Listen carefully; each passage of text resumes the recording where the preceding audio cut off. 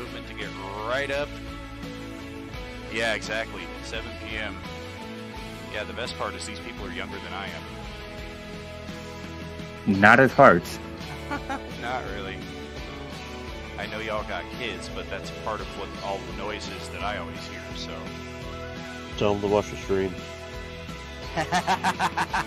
Yeah, tell them to sub and follow. Yes! Are you with us? Thud, thud, thud. No, the Void Dragon is not. I don't know how I opened up that thing. Why? Oh man, I'm just all over the place. Okay, Gear Forged. A trifecta of glaive attacks coming at Katarina. Bam, bam, bam. Oh! Well, that might change things. That is correct. Okay, so Katarina is standing there watching a potential repeat of the Void Dragon incident as this thing comes up and fumbles its glaive, attempts to grab it, and the glaive falls onto the floor right here. And I think I may actually have a glaive that I can kind of put down there. No. Alright, I know I have a spear. That will suffice.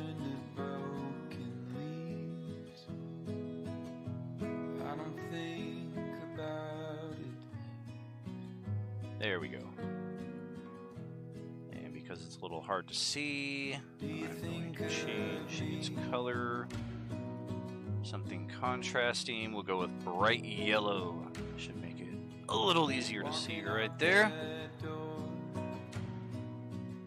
And also as a result of that, failing the dexterity check, it lost its second attack. So technically, its third attack was the natural one. The second natural one that I rolled. So Katarina just takes no effect at all. Score, because that was going to hurt. Yeah, that could have been bad. I mean, 15, 26, 39 points of damage. Yeah, she'd have been down. Gearforge steps up. We've got a few different targets here. We're going to toss a javelin at...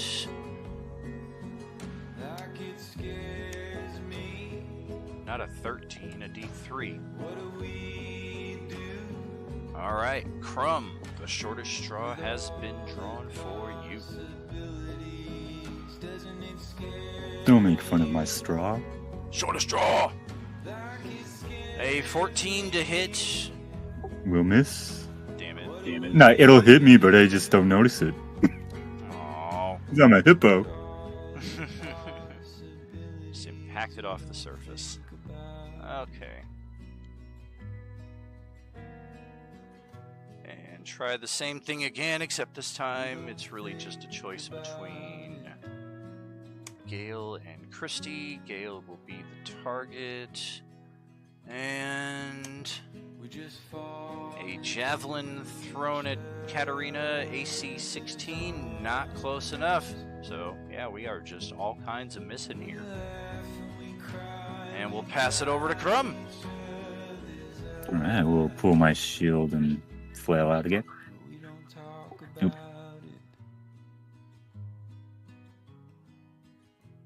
Bring me my torch here. And I will bash the one that is next to Katarina. Alright. Wait, can I move through them? You can move diagonally northwest and get that flank. Oh, good. Nice. Nice. As a bonus action, I'll manifest.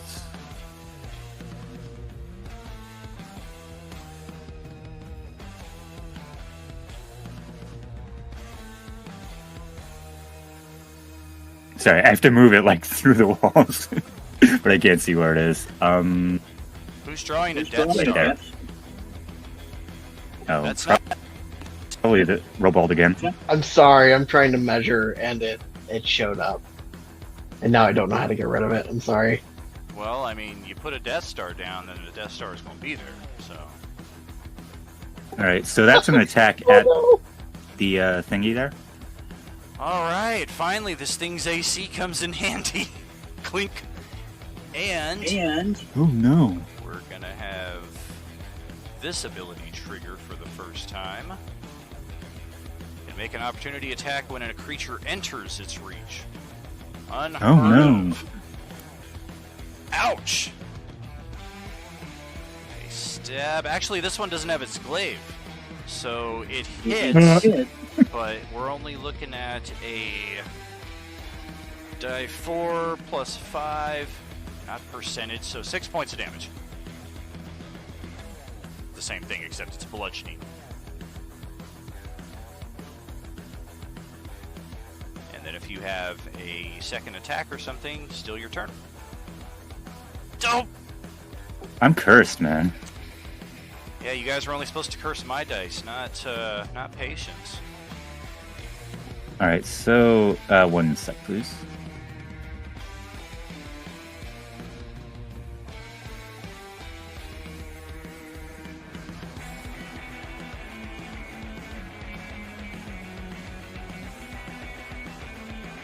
All right, so I'm gonna not manifest echo, but unleash Carnation and get another attack on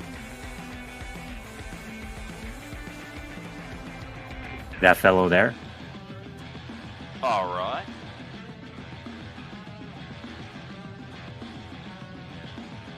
Oh, of course I hit that one. Nice. Hey, where did my Death Star go? I figured out the Oh, button. sorry, it already rolled damage automatically, right? So the 7 thunder damage? Oh, it doesn't deal your strength bonus? Oh, I see. I'm not quite sure what I rolled there for damage. It was 1d8 plus 4, so I guess I just rolled that 7. Looks like it, yeah.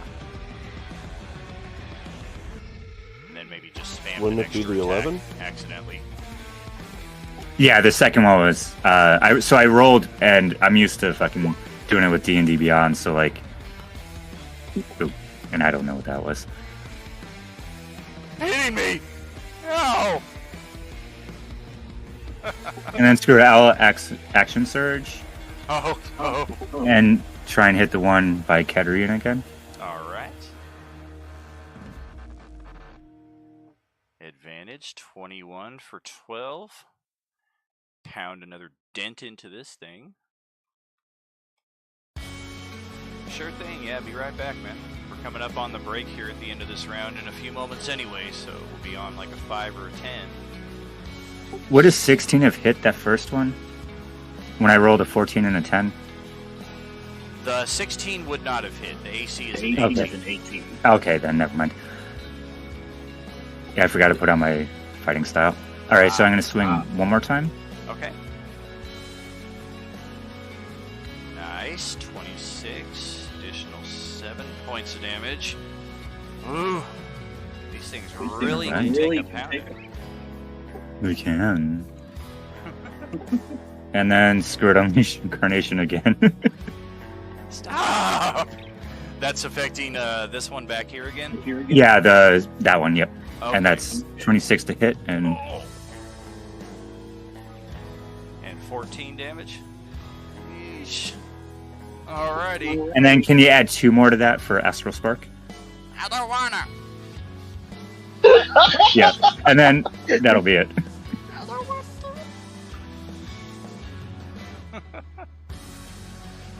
And then I'm done. Alright. We shall pass the torch over to Widowmaker down here. Yay, finally. Alright, so I'm going to move to right there, and then I'm going to cast Firebolt on this guy. Oh no! No, not Fireball, Firebolt. The robot is trying to kill us. I mean, I do have another one that I could drop. Oh, me too. Firebolt, range spell attack, okay. So roll d20, then I add 6. So it'll be a 20 to hit. Nice. Because on 5th level, right, it's 2d10. Is that correct? Yes, sir. So the 9. That is exactly how many hit points it had.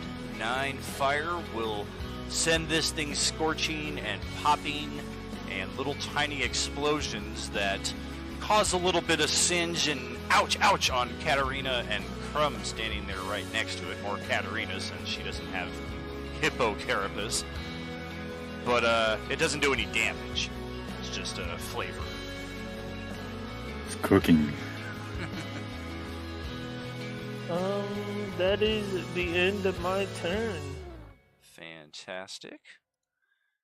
Come back here to the inept angler worm. Where the heck is Veridar's initiative?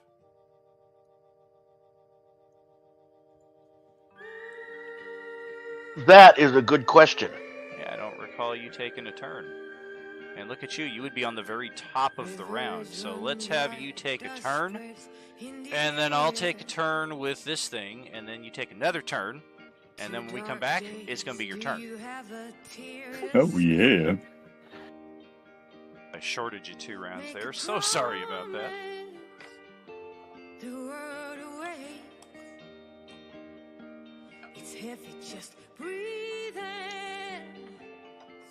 Getting right up on this thing. Pop, pop, pop, pop, pop. It came up out of the ground too, by the way. It's not on the ceiling or anything like 2 of the other ones previously were. Both of those hits, AC 14.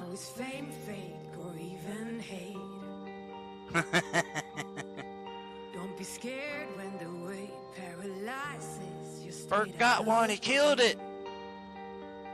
No! Con save. Alright, here we go. Don't be scared when the way paralyzes. Got it. I think that did it.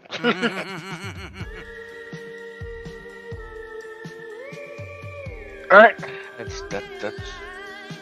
All right. My turn? Now I shall take the turn with the worm. Fight. Coils. Wait, we have a new worm? It's been over on the southwest side by Veridar, yeah. Oh! It looks like a double pair of misses there, so Ben, your turn again. Okay.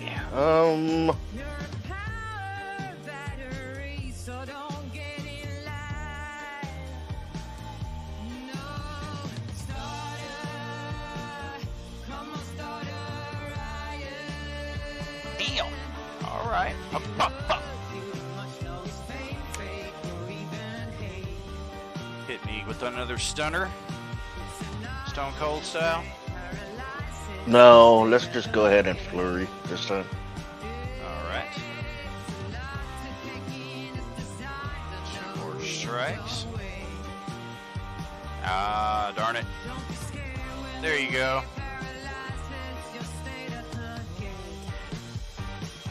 Respectable, considering you're holding your own against this thing and it hasn't been able to touch you yet, but AC 18 is pretty awesome in 5e. And that was my turn. That's it. All right. Well, I will send it to our BRB screen here for a few moments. Go fill up this coffee, water cup, smoke a quick cigarette, and be right back, friends. Are you with us? No, I'm not. No, I'm right here. Where are you then? Here. But so are we. Where is here? Is it there? Everything is a bucket. Everything is a bucket. Everything is a drum.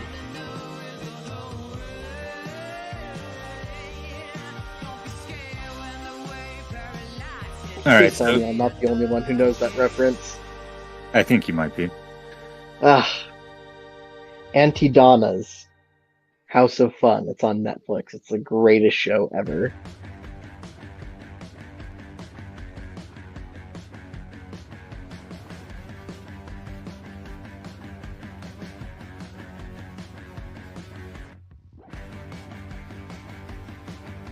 All right, so who the hell is Ampeth Odozer?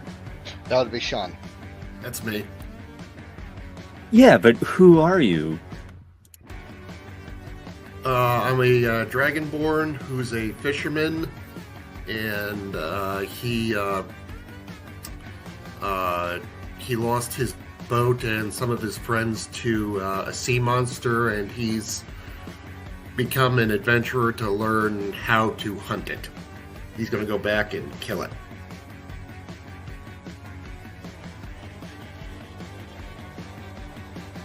All right, did that sea monster have a name? Fred? What was that? Did the sea monster have a name like Fred?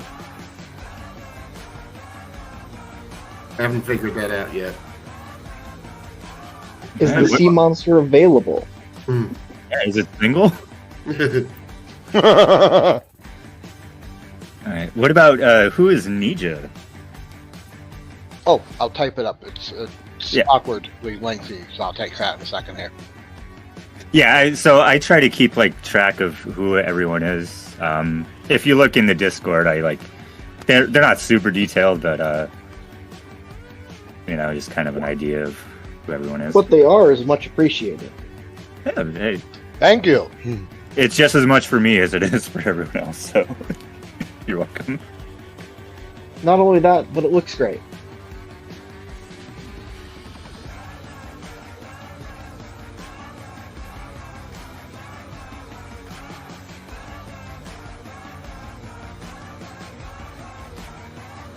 It looks like Nija beat me to it.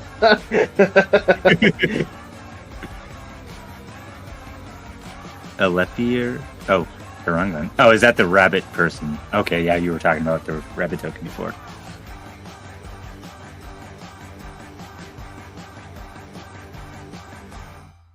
Too bad I don't have any carrots. Oh, so you're just going across the universe looking for carrots. Oh my god, what a goal. That's just your entire reason for being just I mean, I can have the same thing, I'm just kind of a hippo who's hungry. Also, ha! I know that reference. Oh, I never thought of it, but now it's so tropey.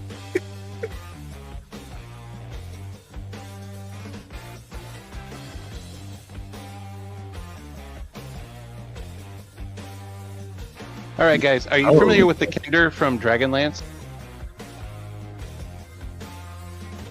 Not from Dragonlance.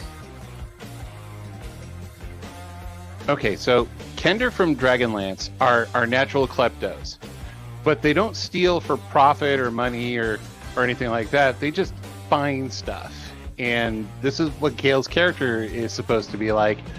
But we want to make sure that we don't piss anybody off. So if anybody wants to play along with it, every so often, she'll unconsciously steal something from you. If you want, you could give her something junky from your inventory to say that she just picked your pocket and you didn't realize it. And that will help with the character. Sorry, so who is Gale? Is that Katarina? That's Katarina. Yep. I like that idea. Kleptos. Yeah, because I've read all the Dragonlance books, and it's really cool because one time it was like Hasselhoff Burrfoot, which is the name of the Kender. He wanders around, and it's like, hey, I wish we had something like this to help us out. And he reached into his pouch, and he goes, you mean something like this? He's like, where'd you get that? He goes, I don't know, I just found it somewhere. And he stole it from a shop in town. All right, and then who is Widowmaker? It's me. Well, who is Widowmakers? What, you want to know what my class is? Well, you're a character. Oh, my character? I mean, he's just a normal human that was taught in mage school and became a dropout because he fell in love with fire, and the high mages didn't really like that too much. You mean the 420 mages? Did he burn the school down? No, but he did try and set one of his instructors on fire. Well, I mean, Oh, a wild card. if they are the high mages, does that mean they're basically just weed wrapped up in those robes? I mean, you're just smoking a giant joint that talks.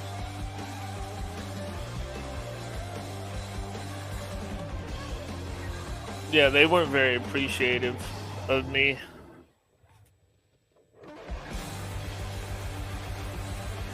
So you set out to find things to burn.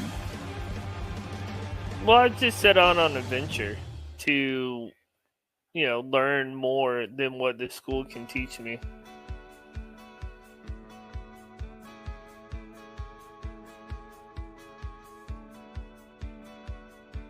Like how to set things on fire more efficiently.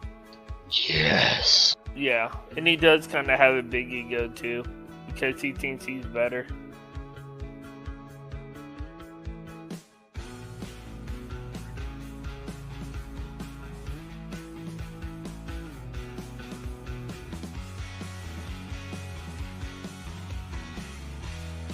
Alright, sorry. And what class are you, Empath?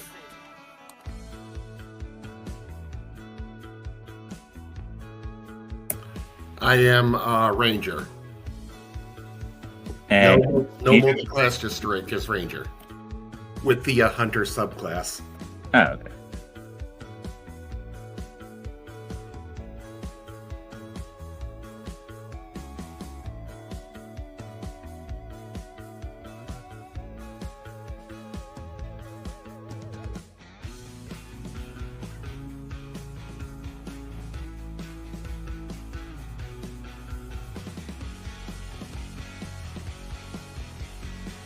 Rogue here.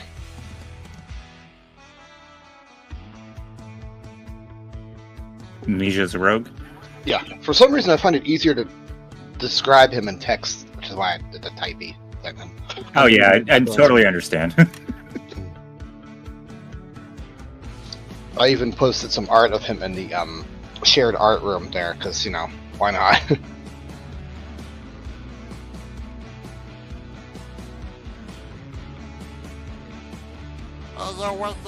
What's up in the his house? Oh.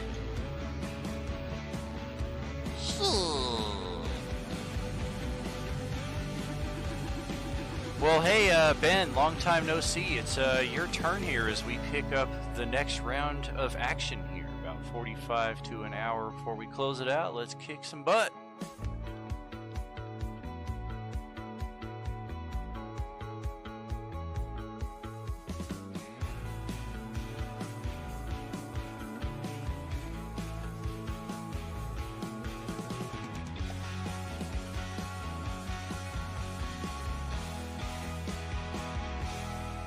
Acceptable, and not so good on the first attack there.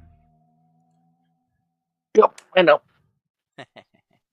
Pretty sure thematically it's not bud, it's can right now.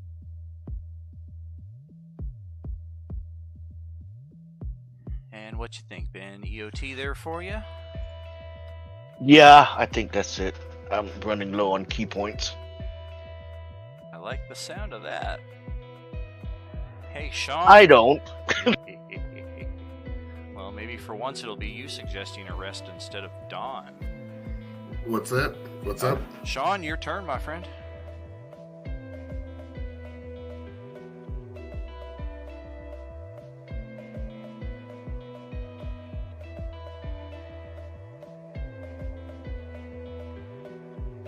Okay, I'm gonna throw a net on this guy here.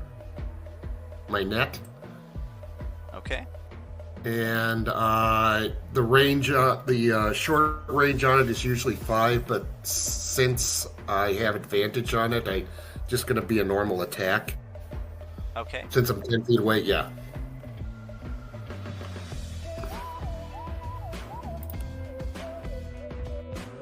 Oh, before I do that,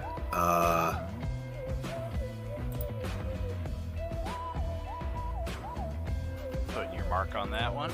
yeah. Gosh.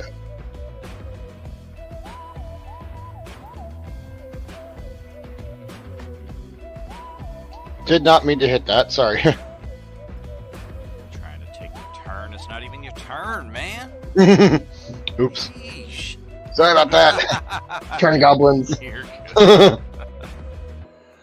Alrighty. Well, you kind of crouch down underneath Irasavis here as she's still floating in the hallway. Take your attack with advantage because you do get the short range and it is fairy fired. Does it deal damage, or am I trying to roll a check to get out? How does the net work? Hold on. I'll look it up as well. Oh, I got it right here. I'm gonna paste it. Oh. Restrained until freed. Yep. DC 10 strength check. Okay. So. And I'm gonna use my extra attack. I'm gonna use my extra attack to throw a spear at it.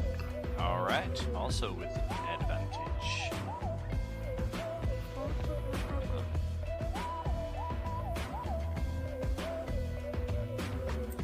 Why do we bother killing things we can't eat?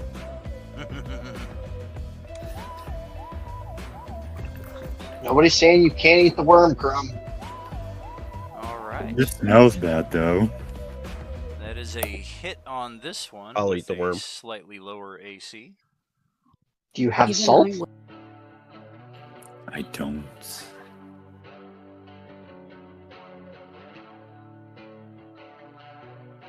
What's up there, Leela? Oh, I was just gonna say even I wouldn't eat that worm, so. And I'm a bird, so I would take my word for that. It's not a gummy worm, is it? This is the word from the bird. Oh god.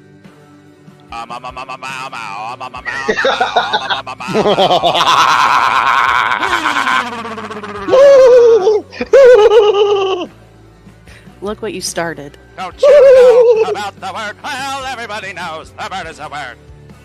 I thrive in chaos. Unleash the beast. So, Amphith, the spear attack again, yes, it is a hit. This one has a 17 instead of 18 AC. And anything else there with your turn? Oh wait, hold on. I did a hunter's mark on it, so that's an extra 3. Extra couple there, triple, I should say. Cool.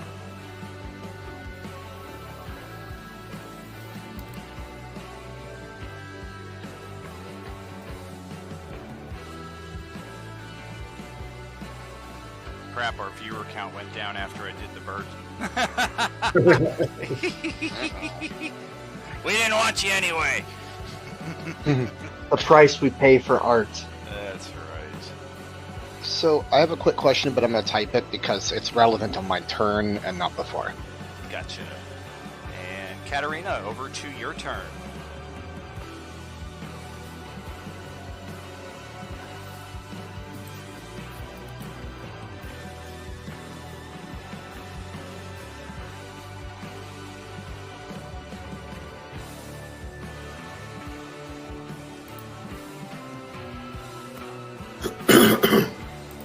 Bless you.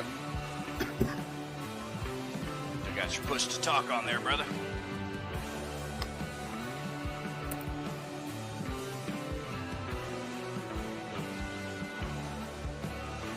I believe regardless, you can only do one sneak attack per round. That is right. Okay, thank you.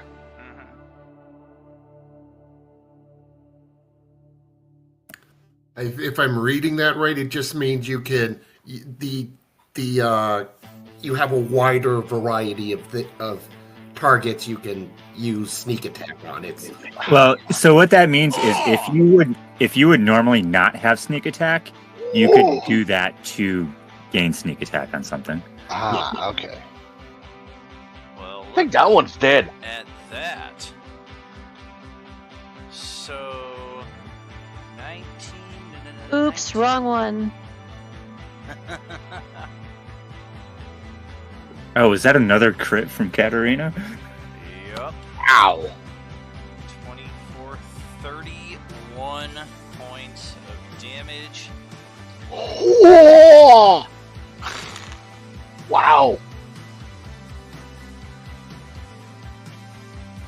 He has proven himself worthy. Don't wreck my nut. Thankfully, it was a rapier, just stabbed right through one of the gaps. And anything else there for you, Gale? The bonus action for hiding, maybe? Disengage. Not necessary. There's no. I don't. Yeah, I was about to. Yeah, you killed the guy that you were probably planning to disengage from. Okay, then yes, hide. All right, roll that stealth, and may the force be with you. She's disengaging from her friend. No, she's disengaging from the murder she just did. Wow. Mother of Nabisco. Hey, Zelty, what's happening with you? Let's take it to your turn. Let's see. Get my sheet out of the way so I can see what I'm doing. Wow, there's a bunch of dead tokens. Check that out. Where's my measuring stick? That is indeed my measuring stick. Let's see, is that one still alive? It is, just barely. Right here.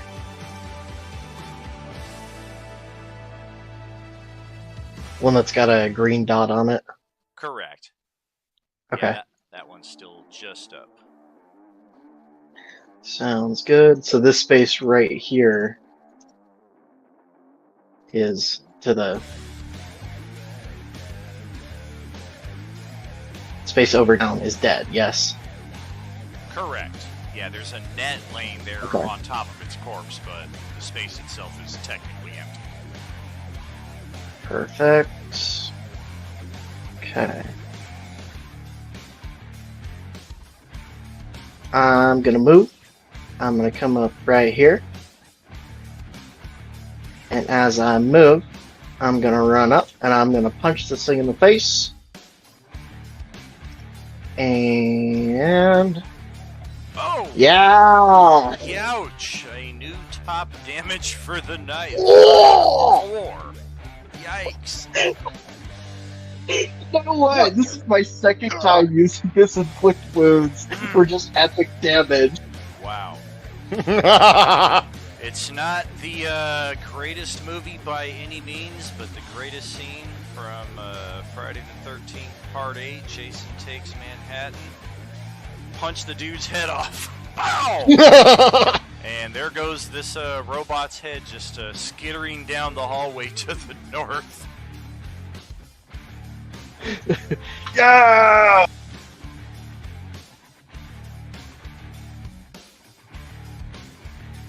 And that's my turn. I can't do anything else. Alright, let's see what Irasavis has to follow that up.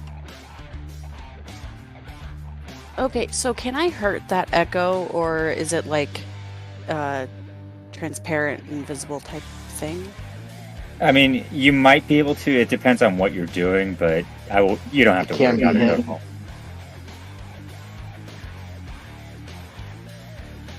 So what I'd like to do is use Burning Hands. It's a 15-foot cone to try to get... Well, it says each creature, So is the echo considered a creature? an object. Oh, it's an object? Nice. Okay, cool. Oh.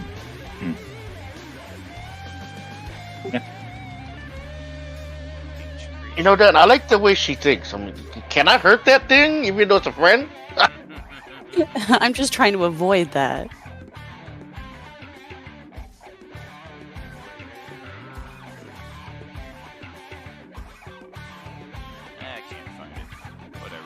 I just want to say I love your Kirby icon. I just now saw that.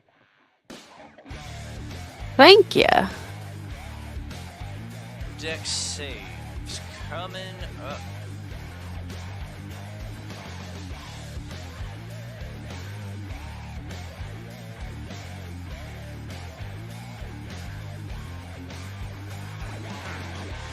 Is the DC really that low?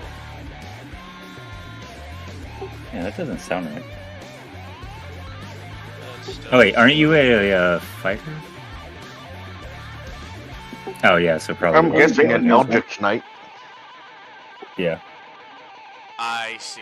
Yeah, that's correct then. Okay, so both make saves. They each take half.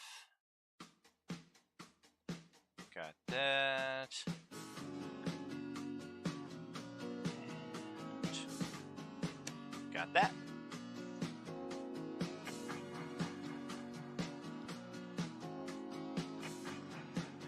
And anything else there for you? Yeah, hold on 1 second. I'm just seeing if this is a bonus action or not.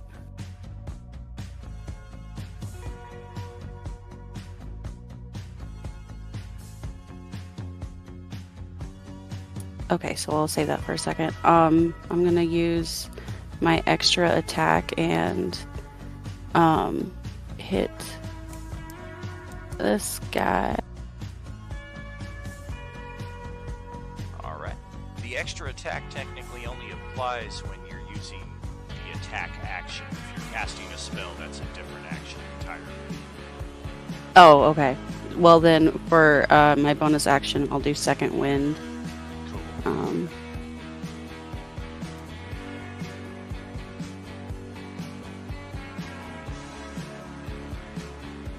10 plus 5.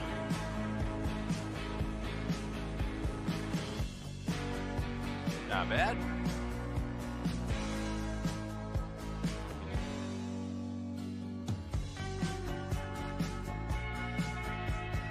Okay, and then I'll just finish up some movement.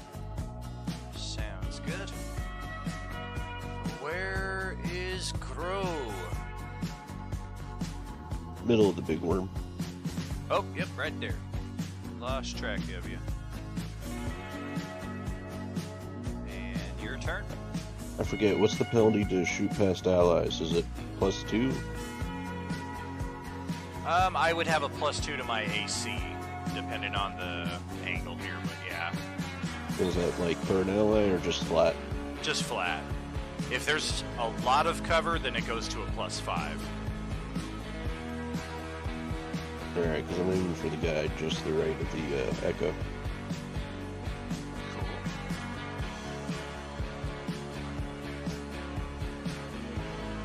Oh, jeez. Oof. Oh, yep, looks like Christy accidentally hit backspace while her character was selected. Yeah, I was just about to ask where your Savis went. There it is. You should be good now. It's much harder to deploy the token back if the screen is all black. You're like, oh, where do I go? Alright, then I'm gonna move back and take a second wind as well. Very cool.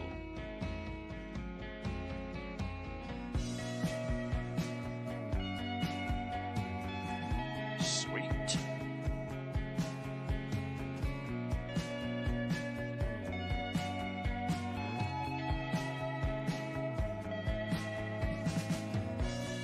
And that'll be it.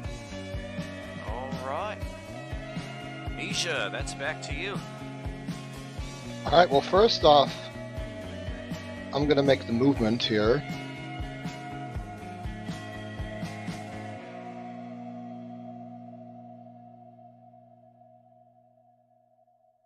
Oh, hi. Oh, I see what happened. It took your vision away entirely. Now you should be good. Now I'm going to take a shot here.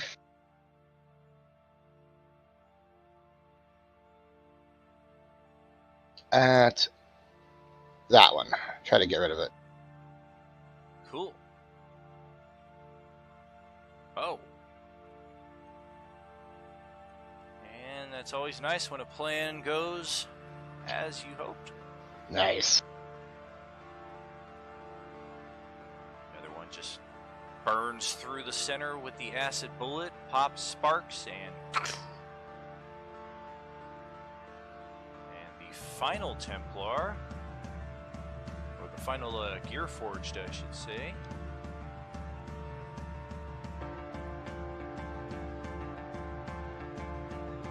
Let's take a glaive attack on the Echo. A 10 AC, probably not good. That will miss, yeah. How about a natural 20? That will hit. You don't even have to roll, it's done. Right. Oh, you already got it, yeah. Well, it'll just scooch forward and take its third attack on the real Crumb. Oh no! And it will miss. Miss wildly, yes indeed. Well, that's my turn. Over to you, Crumb. How dare you! They got way too excited and missed the second swing. They try and hit it with a 17? No? Oh, too close. Oh no, this one does have a 17. Ooh! Two of them do. Yep. Alright. That'll be 9 damage. Got it. And then, is that a net 20? Yeah, it is. Yeah, it is. So, yeah. That's a 14, I think? That's what I'm seeing. Well, okay, got that one as well.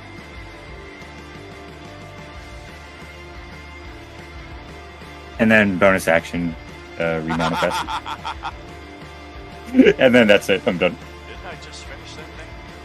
Alright, Widowmaker, that's back to you. Alright, I'm going to... I'll move up here. One more. And I'm going to go ahead and firebolt this guy. I like it. Yep. So there. Oh, that is a. I want to say. 15. Oh, close. Just impacts on the surface. No damage, though. Alright. So that was 1, 2, 3, 4. So I'm going to move back 2 squares. And that's the end of my turn. Alright. Well, let's see what this worm has, if anything. As we continue the one-on-one combat here with Ben. You know where Veridar went, Robald? You should run, Worm. I'm not sure where he went, to be honest. We're a little okay, busy never right mind. now. Thank you for talking trash. Thank you. Damn, that hurt. That did. Ouch. Ooh, ouchie. 2 hits. So, just to clarify, is Veridar down and to the left? He is, yeah. Okay. Yeah, you can all hear this worm thrashing around out there. I don't know how much sound Veridar is making, but it's something is going on over there. All we hear is just slurping. I've been working my way back, but yeah, difficult terrain. Ben is grappled, cannot breathe, and will take damage at the start of this thing's next turn. Ben, it's your turn right now. If you want to try to escape the grapple, that will be an action. I don't breathe.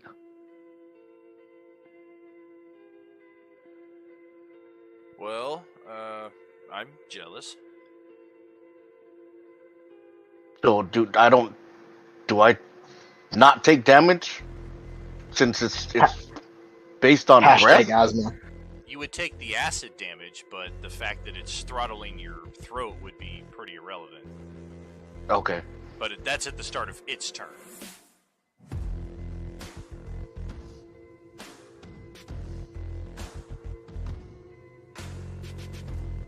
So it would take an action for me to try and break free.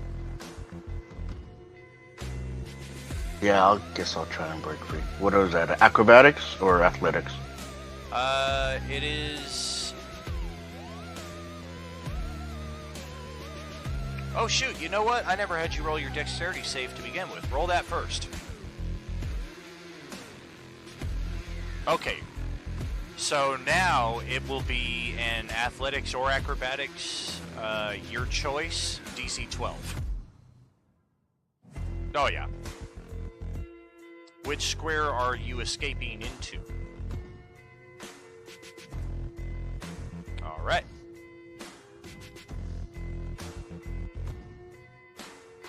Oh, cool. So that leaves me free from having to disengage, right? I'm no longer next to it. Unless it has Awesome. reach. Oh, crap. Does it have reach? It looks at you curiously and wonders why you're asking it.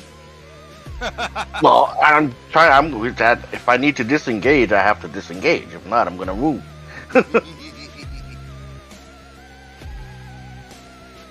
Well, I think it's safe to assume it does have reach. It's pretty big. I will use a key point to disengage. Alright. A bonus disengage. Save yourself that natural one that I rolled.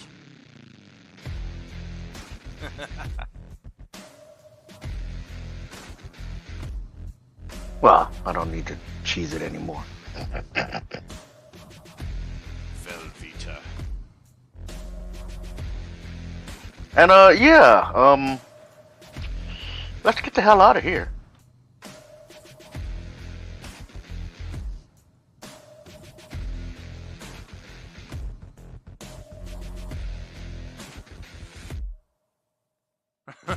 Wow. Yeah, let's go over here where everybody else is. Hey, where have you been? I was keeping something off our backs, which is about to come around the corner. And that's my turn. Alright. Sean, over to you. No, I made it out yet.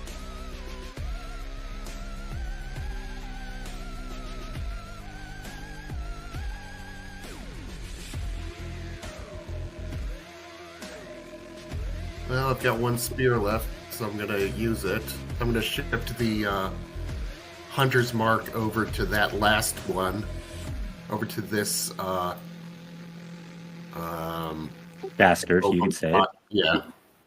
He's going to move up one and then throw. Okay.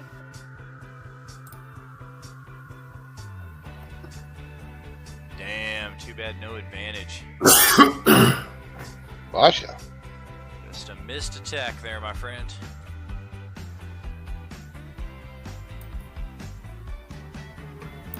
Okay. Okay. Alright. That's Katarina, back to you.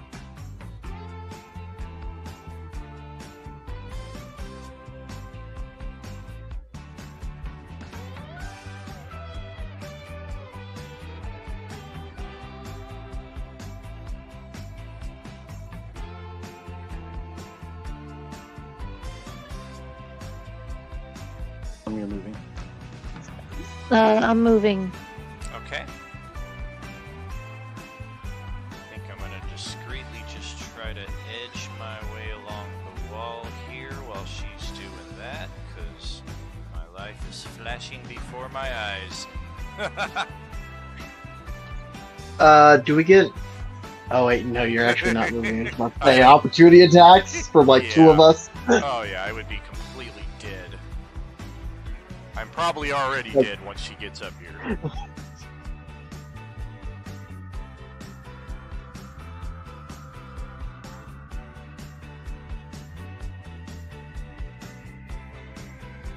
No, the torch is coming in.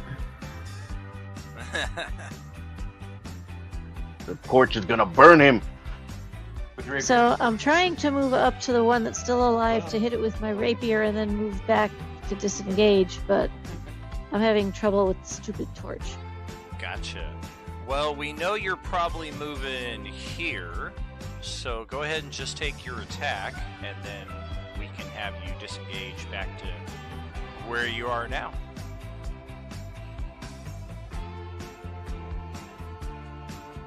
Oh my gosh! Yeah, she doesn't have to. My gosh!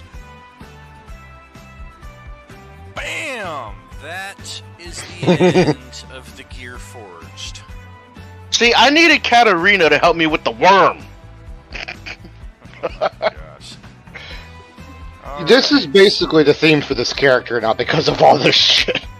Okay, so I moved back a little bit to where I am now because of the stupid torch. Very cool. I need to check something here real quick. Yes, that is correct. Alright, Warriors of the Eternal Sun time, if you know what that means. Yeah. Everybody's XP updates to 14,000. Yay! That What? is the threshold Woo! for level 6. This is a mid-combat level up, so everybody can go ahead and facilitate that right now. 14,000? 14,000. Yeah, baby. Yeah. Hey, Dan, I need the script to steal Katarina's dice, please. Yeah, right. I'm already typing that in myself. Thank you. Damn it! But yeah, each of these Gearforged were CR6, which is pretty heinous. This was a very solid triumph for your characters here. And while we are Well, I doing mean, there that- are like 8 of us, so that helps. Oh, for sure. I mean, you're talking usual CRs are kind of balanced for like a party of 4 to 5, sometimes 6. So when I have a party of 8 or 9, that's why you have 5 of them instead of just 1 or 2, which kind of mitigates everything, keeps the action economy fair. But even still, my dice were crap, your dice were great, you guys had some solid tactics, and this was well earned. And Zelty, it's going to be your turn once you are ready to go. We can definitely kind of pause for 3 to 5 minutes. Oh no. Especially if you're using the Character Mancer for your level ups, it just auto guides you through the whole process, makes it super easy. But in the meantime, I'm going to step away, grab my my greenage here. I'll be back in like 30 seconds, and we'll see where we're at.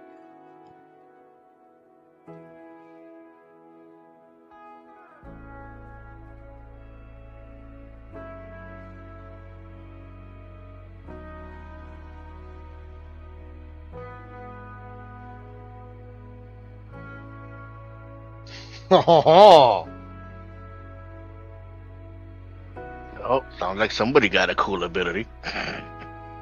Get a few upgrades, plus more HP. Upgrades, people! Upgrade! Okay, I'm back. Welcome back. Thank you, thank you.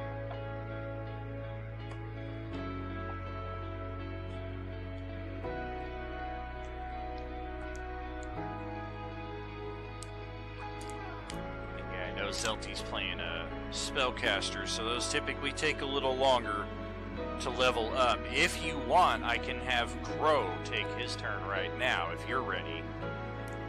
Actually, I just got 2 second level spells as well, so. Oh, sweet. Yeah, take your time, take your time. Shit, I rolled max on my HP. Whoa. Love it.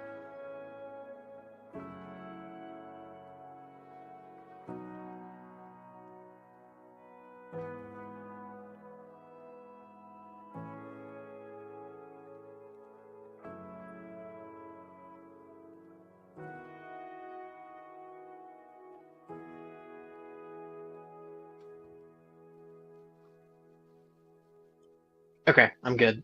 All right, take it away.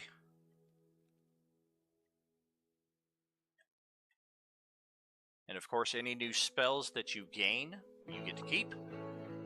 Any HP that your character was down, make sure to reduce that again. You do not get the benefits of instantaneous long rest. Any spells that you expended are still expended. And of course, like I said, any new spells that you gain, you do get. And any new class abilities that you get are instantaneously activated. If you don't remember exactly how many hit points you were down, no worries, just try to estimate it. I'm not too finicky about that stuff. So we killed the last one. So I'm gonna come down. Actually, ruler. 30 feet. Where's 30 feet? Well, you can still Right use the there. sneak attack every round, right? But it does, if you got an extra die of damage, then absolutely. That's applicable right now. Okay. I am done with my turn. Because the worm isn't around the corner yet. Gotcha. Let's see what's happening with Grow. Yeah, no worries. I get confused-lated pretty easily.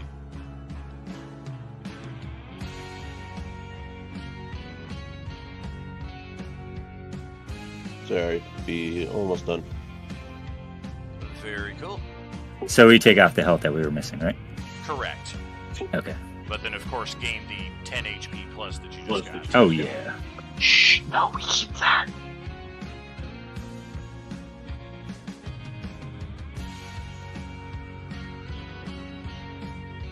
Alright, I'm all set. Very cool. Guess I can drop the Gear Forge from the initiative.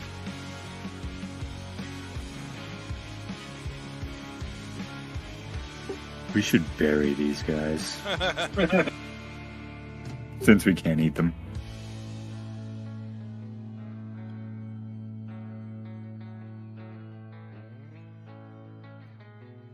Alright, so do we think we should take care of that other worm, or... What worm? There's something thrashing around the corner. We gotta kill whatever that is too. Can you point to it? I can't hear anything. Oh no, are you There we deaf? go. There we go. Kind of around that corner down there to the southwest is where all of this thrashing is coming from. Well, I'm far away, so I'm not too concerned. Yeah, worms are... Well, you eat worms. Should be scared of you. It will be.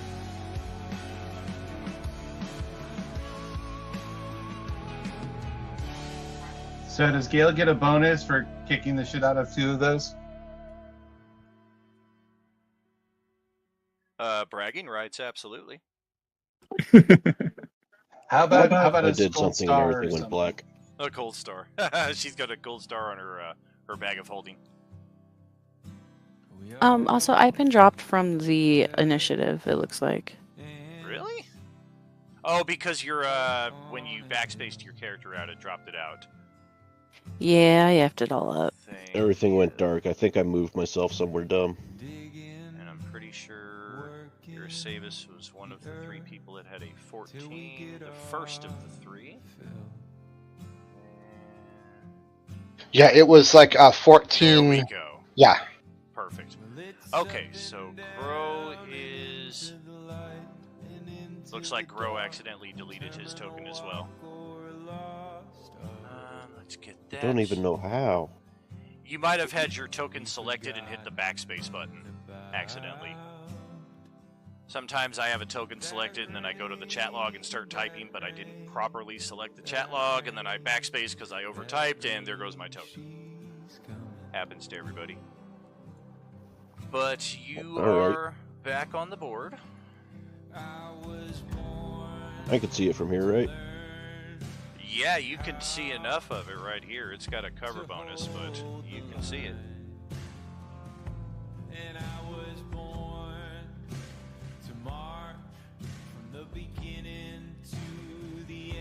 Does it look tasty? Very. Let's take your precious. Yes. Oh, that's just not gonna Boil do and it. mash 'em, stick 'em in a stew.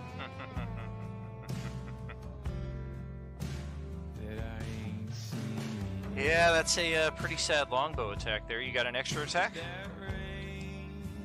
I do now. Thank you. Yeah!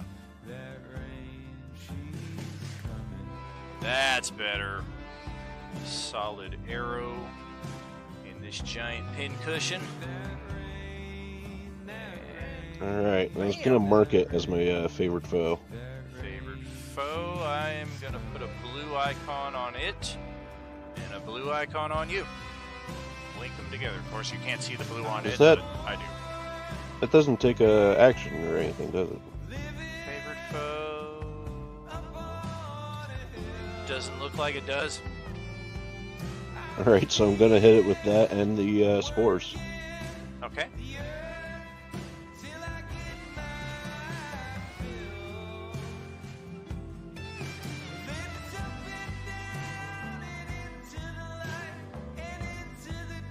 Take a little bit more there.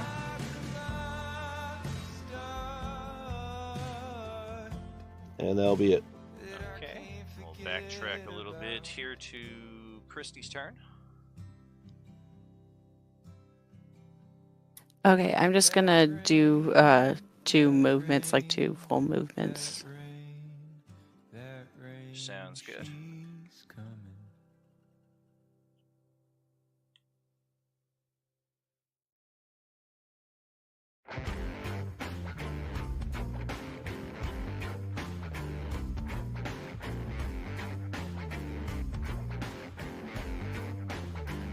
And then that's it.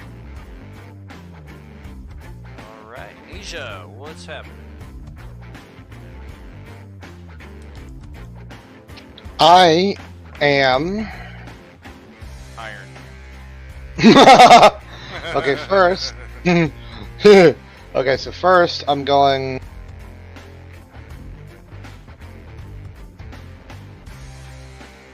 Okay, I gotta calculate the distances real quick because I'm gonna be using a proficiency. I'm gonna use proficiency bonus or something with at the end of this movement is the bonus action, so I gotta run these calculations real quick. Okay. I'll be waiting on the other side of the math.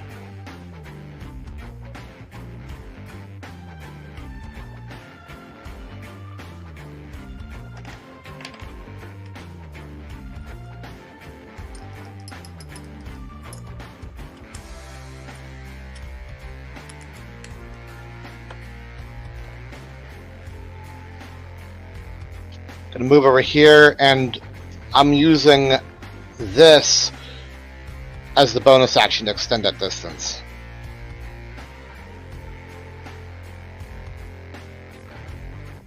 Very cool. And from the ability set for that. So what's that, an extra 15 feet, I Yep. think? Yep. Sweet. I don't see anything over here, so I'm guessing that means that's basically it for turn here. Okie doke. And back up to the Hungry. Yum. Alright, so I will move south as much as I could.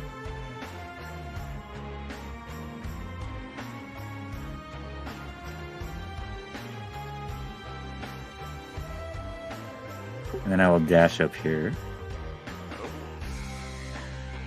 Just And then see it that'll around be the it. around the corner. Yeah. Oh. Yeah, I'll... Wait, it has cover? How much cover does it have? From there, I would say probably +2. Alright, I'll try and... Tentacles thrashing around the floor in front of you. I'll try and shotgun it. Okay. Oh wait, no, sorry, I can't. Never mind. I'm done then. Wait, no, as a bonus action, actually, I'll manifest my echo right below it. And then that'll be it. Gotcha. So, Widowmaker, that's back to you. Alright, what we got going on here? Oh, that person came out of nowhere. We got a person behind us. Is this a bad guy right here? No, that's the mushroom guy. That's me. Oh, okay. So we have no... You bad guy. Everybody's no bad running in guys? that direction, towards the sound of something big. So everybody's coming down here. Correct. Okay.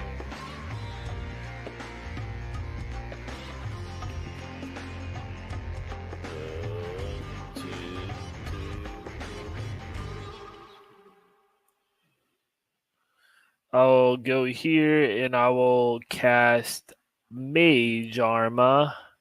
Cool. Because I don't have really an AC.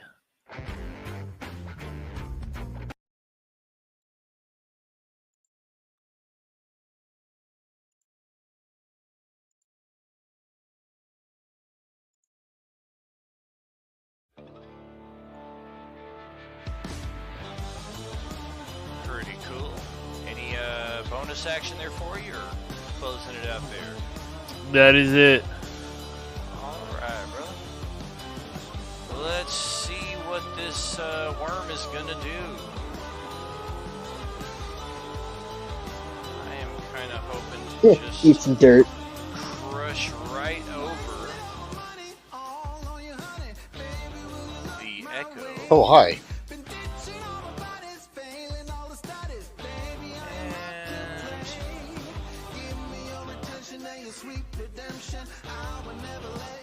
I don't know, I think this game really wants a Void Dragon to reappear, because I keep opening the Angler Worm and the Void Dragon character sheet opens up. Oh no. Don't you hate that?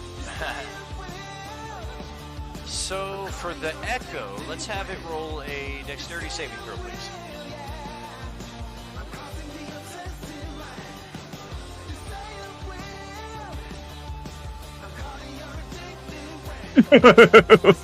Okay, well, it definitely takes at least 1 point of damage as I just barrel through its beam. So it's gone. And we'll do a bite coil attack on Crumb. The bite, no good. The coils might land. 21 to hit. Alright. So the 21 will hit. Okay, 11 acid and a Dexterity saving throw. Holy hell. Woo! Alright. So now does this sorry, okay. Well, does the 18 pass? If not, I get another +2 because my shield. Oh, 18 definitely passes. DC is 12. Okay. He is 12. So okay, yep. So what happens? Well, you made your save, so you basically get to move to a different square to escape the coil. Okay. And of course, you can see that there are coils in this square right here. So, Oh, which one? This one here. Any of the squares adjacent to it. Okay. So will that work? That works fine, yeah. Okay. That's it for the worm's turn. And that's it for us tonight, friends. Gonna move us back to the starting screen here. And move our stream to hey, that's me! I had a fantastic time tonight. This Wednesday game has been enjoyable for each of its sessions. Not that any of the others haven't, but this one is extra special to me. I think we got a solid team here. We got a solid plot, and even with people switching in and out, it still retained a lot of its joy. So I hope you're all enjoying yourselves. I want Don back. This has been a lot of fun. Yeah, It this would be has. nice to see the three goblins back, though.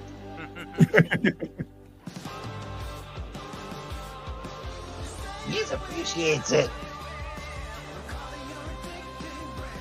Glad I could drop in. Yes, indeed. Hope everybody's feeling better soon. Who is not feeling well? Sean, Wild Bob, Whip Around. Anybody else I might have forgotten? But that concludes our week of Open Table Gaming. Monday, Tuesday, Wednesday. Another 3 in a row. Don't miss us tomorrow. We got Role Playing Unlimited Out of Character. Check the polls in the Discord channel polls. I'm looking forward to all of your answers. And also on our Facebook page. Same exact questions are posted there. That's what we'll be covering tomorrow during the stream, 6 p.m. Pacific. Until then, have a great evening, friends. Thanks for being here. Are you with us?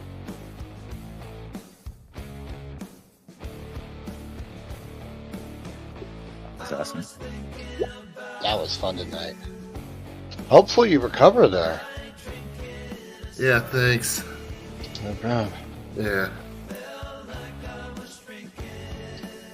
I like this group.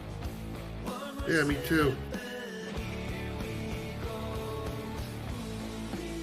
Good night, everybody. See ya. See ya. Good night, guys. Night. Good night. Night. I'm gonna take a few, and then I'm gonna start doing some art on that. So if you wanted to watch it, Sean. Okay, sure. I'll be back in a little bit here. All right.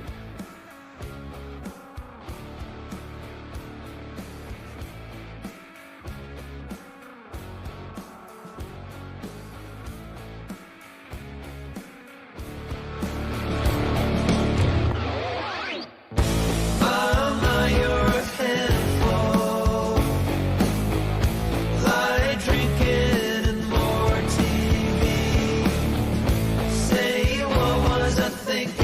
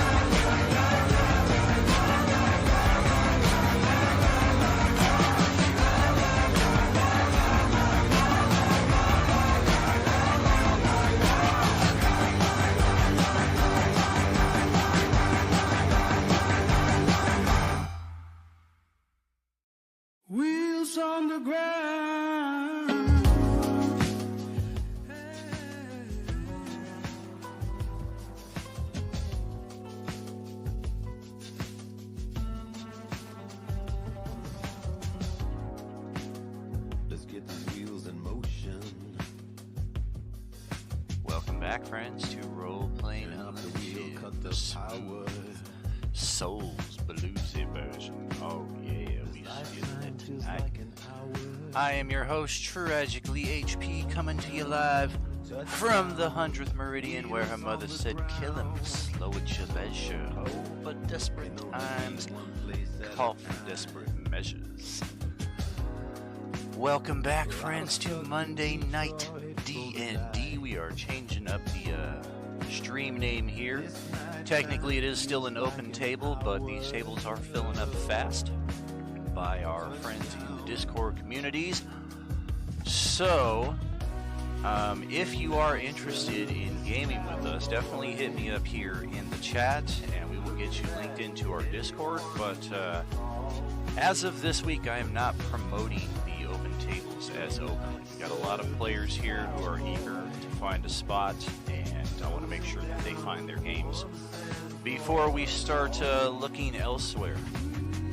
In the meantime, we're going to get over to our primary game page, and you know the drill, into the voice chat with all of our friends here at the tabletop. Good evening, how's it going?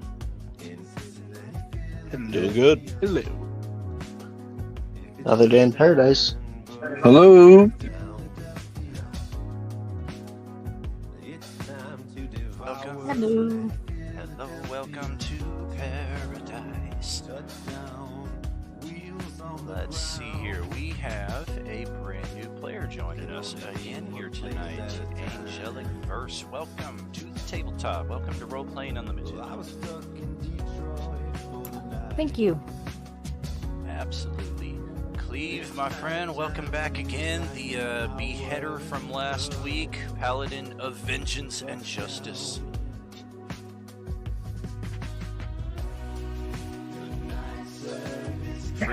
Try not to cut any more heads off.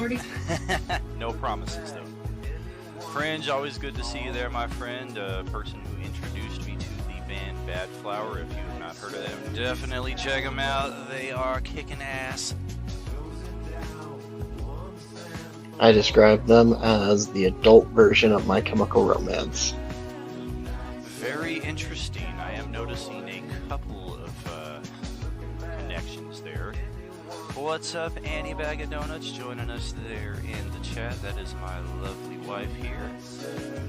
Here to make sure that we all mind our P's and Q's. Nobody uses harsh language or anything like that. Nah, just kidding. We can say the occasional F-bomb. Hey, Dom, how you doing tonight, my friend? Doing good, doing good. Good, good. Mike, you feeling better?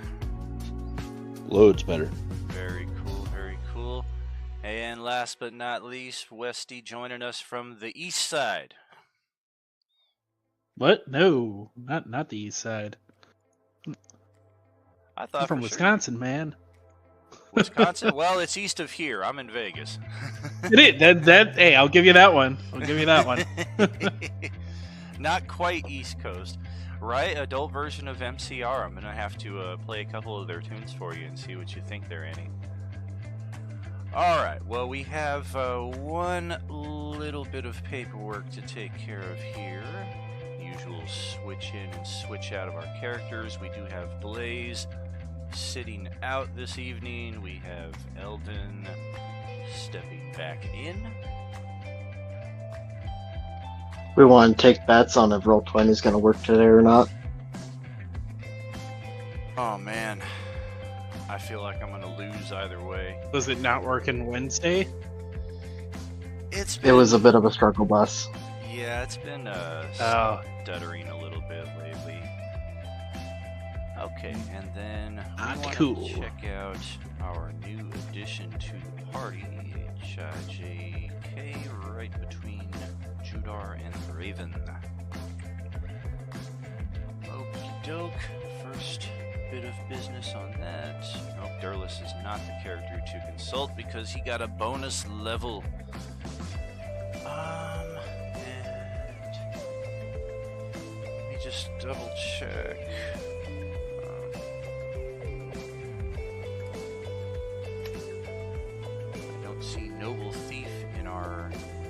voice chat here just yet, so hopefully he's on his way. He claimed a seat for tonight. Okay, Gideon is level 4. Judar is also level 4. Okay, 3600 XP. Angelic, I have added some XP to your character sheet. You'll notice that red anvil next to your class is now pulsing. If you click that, it's going to open the Character Mancer again. And do that for levels 2, 3, and 4. You're going to get a bit of a boost here to even you out with the rest of the group. Alrighty. And we have an Elf Ranger joining us. Sure, I've got one of those in my library. Lurkers afoot. Uh-oh. And he's evil, an evil lurker.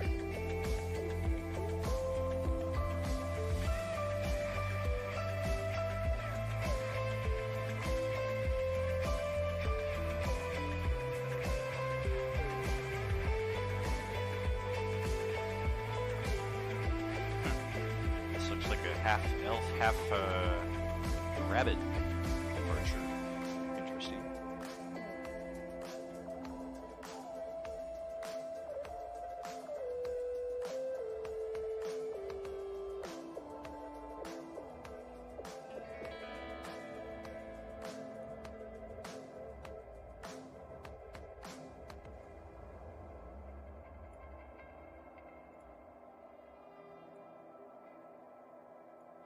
There we go, that should work for the time being. New addition to the group. Please find another token here later on in my library if need be.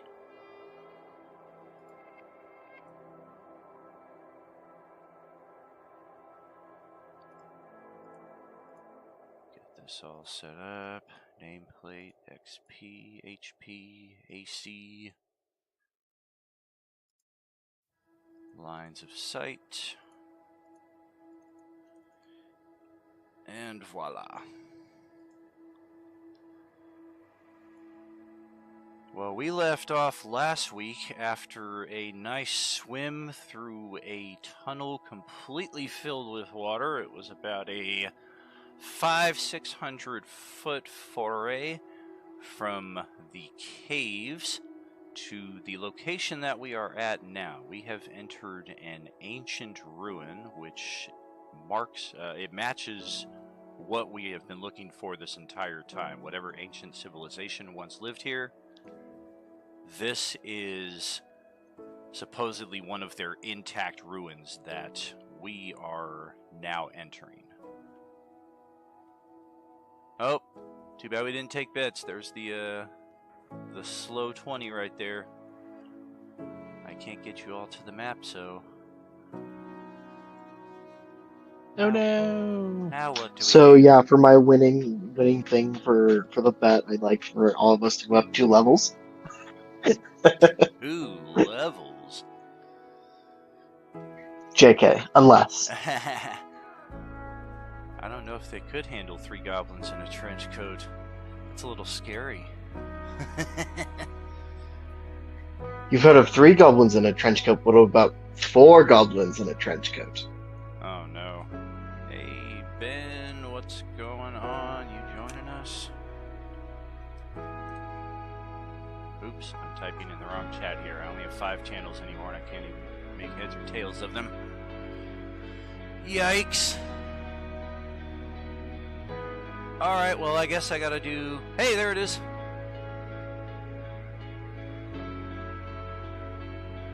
Get your characters moved back over here to the entrance to the ancient ruins. We have a strange door here before us, which some of you might be familiar with, some of you maybe not so much. It is a file that has been deleted, interestingly enough, so we're going to call an audible on that. And it is not a puzzle door, in fact, but it is an ornate stone door that does not have any obvious way of opening. So how do we wish to approach this challenge? How does it compare to the musical one that we just saw? It seems pretty similar to that. It's a lot of different markings and engravings, however. Okay, give me 10 minutes, people. And I'll start ritual casting Detect Magic on it. Well, Detect Magic in general. Alright, there goes I our think I need bard. to pull my token in there. Probably a good idea. Hello. Hey! And our bard is back. Let's, Hello. Bing. You thought Yay, he was the gone, bard's here. but he's not. Just in time for the musical puzzle. Musical puzzle. I'm good at music. Theoretically. I can music. I'm a musician. The screen is black for me, by the way. It didn't help that I was looking on the Twitch feed. I was like, yeah, I can see this. I remember seeing this. Oh, wait, I can't see anything in Roll20 though. Yeah, same. Hey, I can see my token now. I seem to be missing an ability. Well, that's unfortunate. He stole it! There we go. We didn't level up, right? I'm just making sure. Still level 4. Sweet. Update that. Mike should have that. And I need to just create the dancing lights token for either Westy.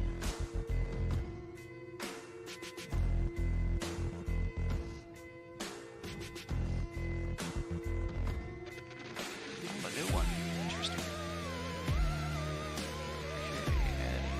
There it is, I found it. There we go. Is there any writing on the door? There is not any writing. Although Perfect. what we discovered before was that it was essentially musical notations.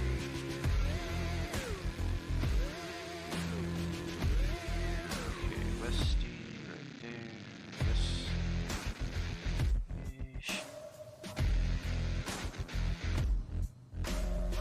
Oops.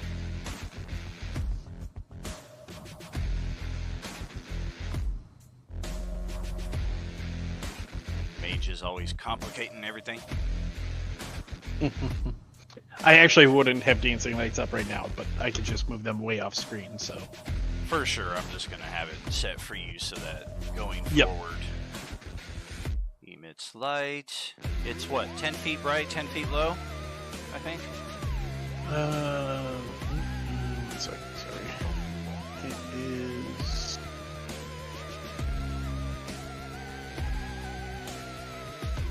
That.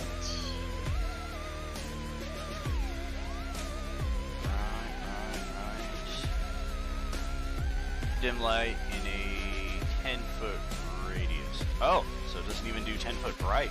Wow. Alright, just 10 foot of dim. So if you thought you couldn't see through them before.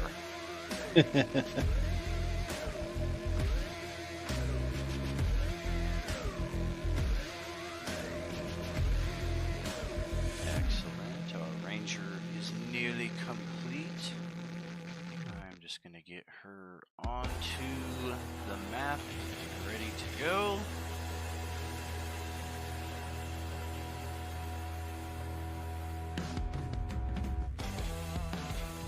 Who is... Let's see. I have a little trouble tracking some of these characters here. Argo is played by Jaime. That's right. So Jaime is also not here. Eldon is in place. Okay, so that looks like our 7 players. Tuki, Cleve, Durlis, Eldon, Kai, Asila Tim, and Gideon. Perfect. And if Ben happens to join in, fantastic. If not, whatever, that's cool too. Probably jump back in the bag or something. Right. Now for Noble Thief, this would be a performance check again to try to match the notes that you are seeing on this door as best as you are able. Can I use my musical, whatchamacallit, my tool proficiency for lute or lyre? Yes, indeed. Thank you. I want to use one of my probability dice, and I'm going to help him. So I'm going to be thematically sitting next to him with a open notebook, because he's working on his note stuff too. A weird weaver. So he gets a 1d6 add. Nice. Can I help him by banging out a rhythm on my hand drum? I say heck yeah. And Alright. that would make that 12 a natural 20, and why not just add that D6 actually instead of a die 4? Unless you have a die 4. Or yeah, you have guidance, right? Hell yeah, I do. So guidance plus the die 6. Sweet. Ah, a 30, nobody's going to scoff at that.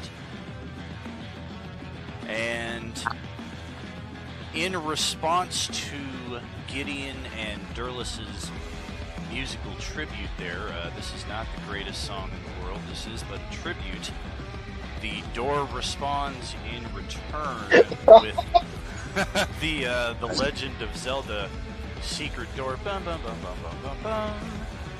And there is a solid sound of something within the door, something mechanical clicking. And by your best guess, this thing is unlocked. Awesome. I can't actually see anything, by the way. Sweet. Yeah, I'm in the same boat. What's going on here? Alright, details there. Update, Gideon has sight. That is so weird. I literally just created Kai's token and made sure to set it with sight, and it's still like, nope. Alright. If you do not have sight, try a Roll20 page reload, and hopefully that will amend the issue. Have you tried turning it off and turning it back on again? Once or twice.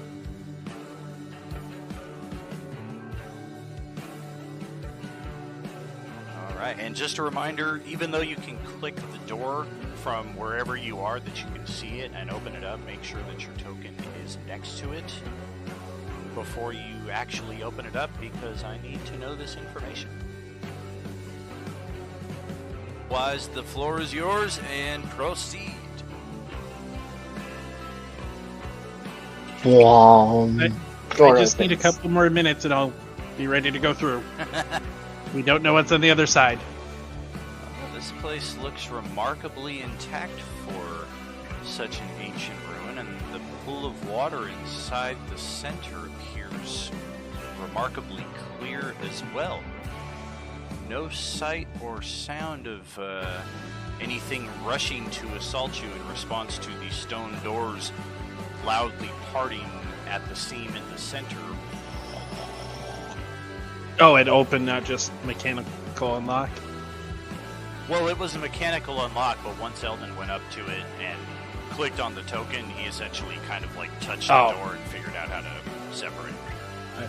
I am nerdish gnome. I want to know things to detriment of myself and others. Yep, it's outside my field of view right now, so I'm like focused. Does 10 minutes go by then? Or... right now we are barely at 5. Okay. with that natural 20 on the performance check, Gideon and He was Durlus real were quick. very quickly able to figure it out. I'll keep doing. So my is thing. this new space lit up or is it dark?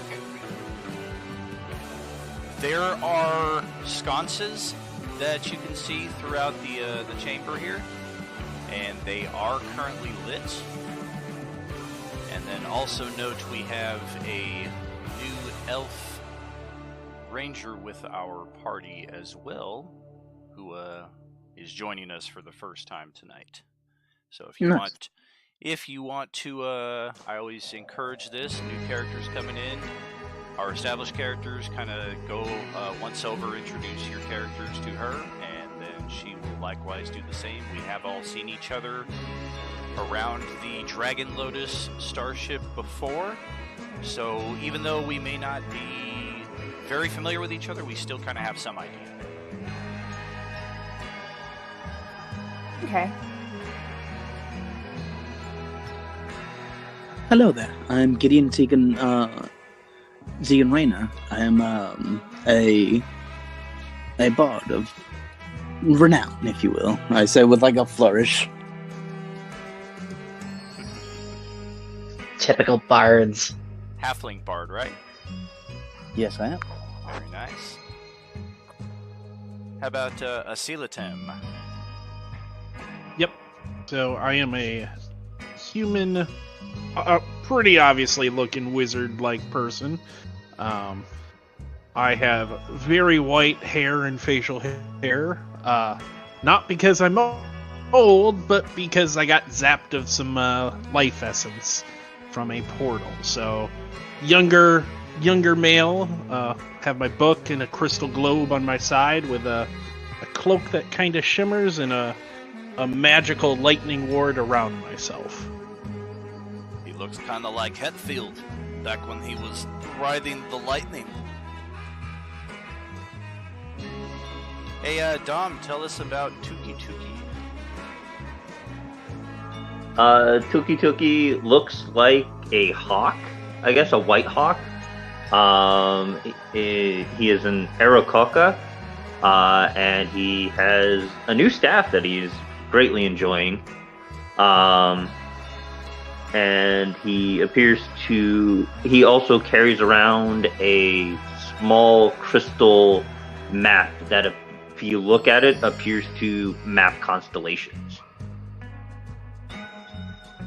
Super cool. Judar, everybody's favorite dragonborn on Monday nights. What's going on?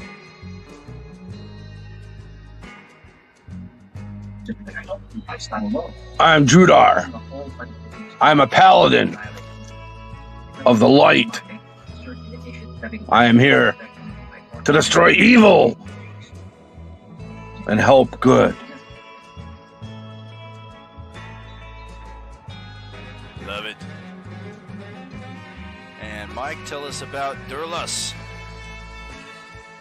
Durlus is a Grey Dwarf, or a Dwergar, as they're sometimes known. He's wearing armor that's heavily covered in spikes and a perpetual scowl on his face, and he does not really introduce himself or pay attention to pretty much anyone. I think this is probably the most spot-on token that we have, considering your description. Yeah, it's not bad. And Fringe, what's going on with Mr. Timbers? Look at that stash, man. How many hours does it take in the morning to get that thing going? That's just for the token, not the actual character. It works though, I like it. So I, of course, because I opened the door already, so you see a gnome standing there in front of you, not an atypical gnome of how the rest of them typically dress, of accentuated? Eccentric? Eccentric, yeah. Eccentric, accentuated. It's in the ballpark of what I'm looking for. Of the typical gnome fashions, a little bit more subdued and practical. And I am not paying attention to anyone else outside of like the bard and like what's opened up after this room because this is what our goal's been. Fantastic, solid group there. Oh, newcomer, do you need any good berries? Need what? I have good It's a good berry. You'll like it. Just eat it. They are essentially potent for healing in case of emergencies if any of us go down. Would you care to carry some? That sounds like a great idea, actually. Alrighty. I give you 3 good berries. And if you would, go ahead and post that ability up in the chat there, just in case any of us are unfamiliar with it, or for our viewers who are like, what's a good berry? And then, of course, last but not least, our newcomer Kai. If you would tell us a bit about your character when you have a moment, please. So I'm just a standard wood elf, very plain and quiet. Generally a ranger, of course, able to track and things like that.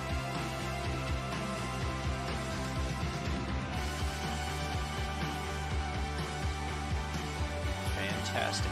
And on a technical note, if you're able to, on your Discord side there, to turn up your output volume, you're coming in a little low. I have you turned up to 200% on my side. It happens though, most people tend to come in a little low unless you're shouting. With character introductions, reintroductions out of the way, it appears that Eldon is going to lead the party into the next chamber. How are we going to do this? Guys, look at this giant room. I'm just going to walk in. I'm staying put till I finish my Alright. thing. Hold Where on. a lot of shouting happens. Right to there, please.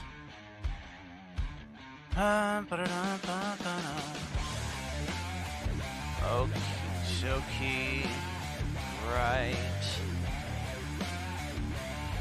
Just make sure of something here. Would the torches that you kind of pinged, should those be visible from where I'm at, or no? Like, they should be creating light, right? I do need to create light tokens for those, thank you. Hey, okay. Judar, take one step back, because you're going to be possibly in a position of advantage here, considering what happens.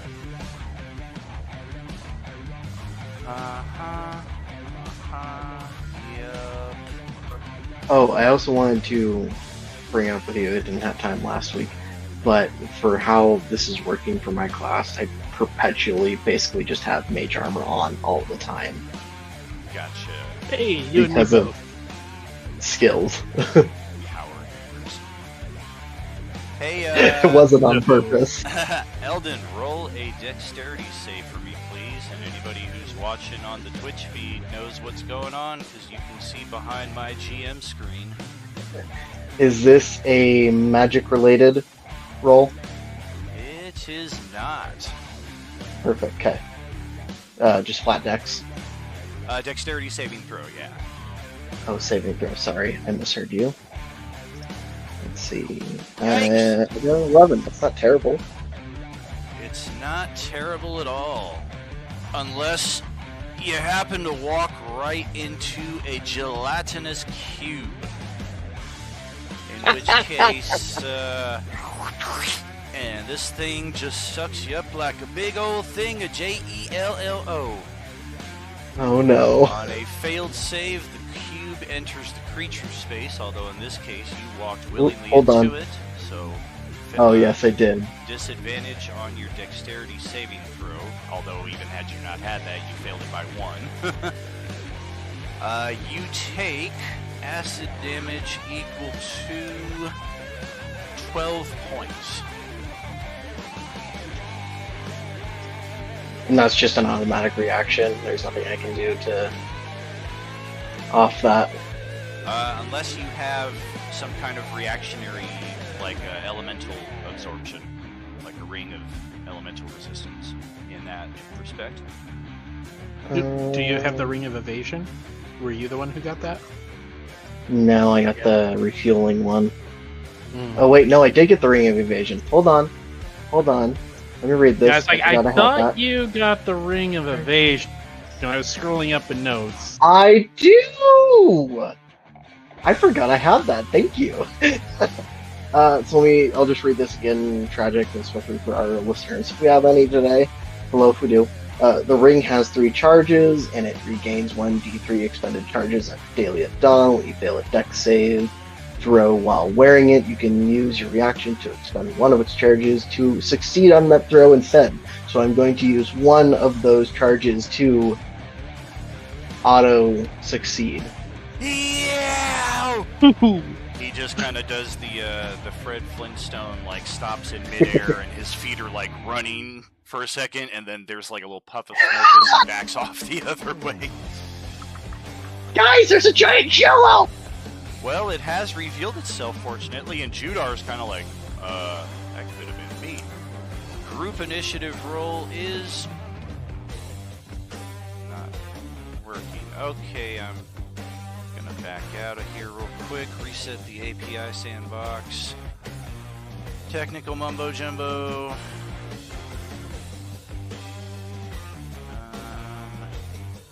Yep, scripts are currently disabled due to an error.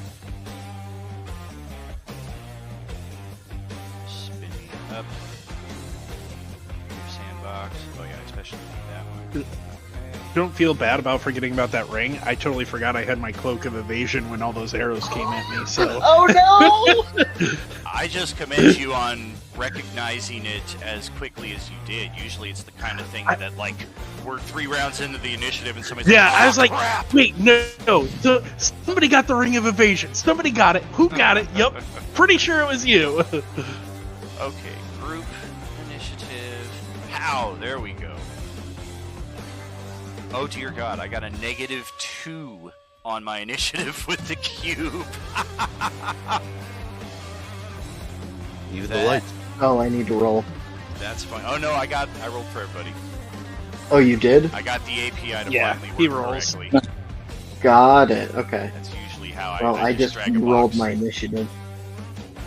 Yeah, you could remove the dancing lights, probably. Yeah, I Just took if you those want extra out. lights. Elden. Well, you got a 3 instead of a 4. It's not much different.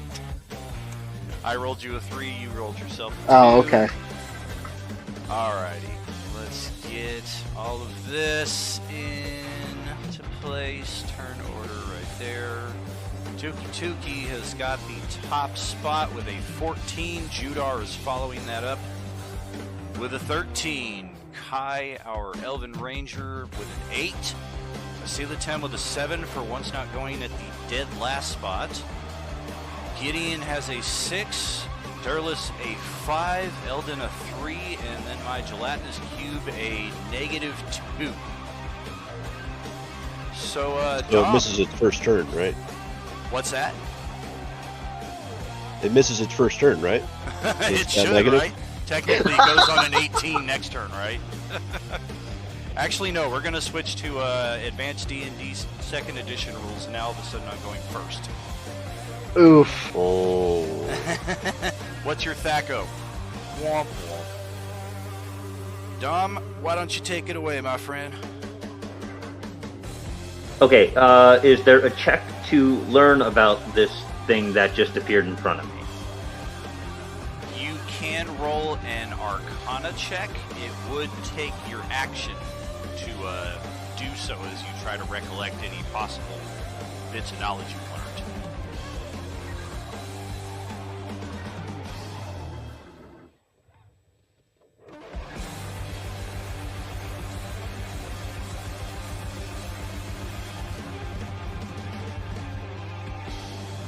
How does a 15 do me?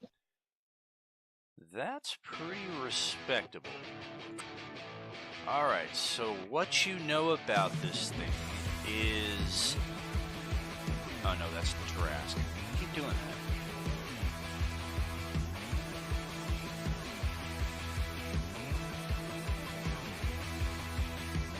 You have heard that they are incredibly slow.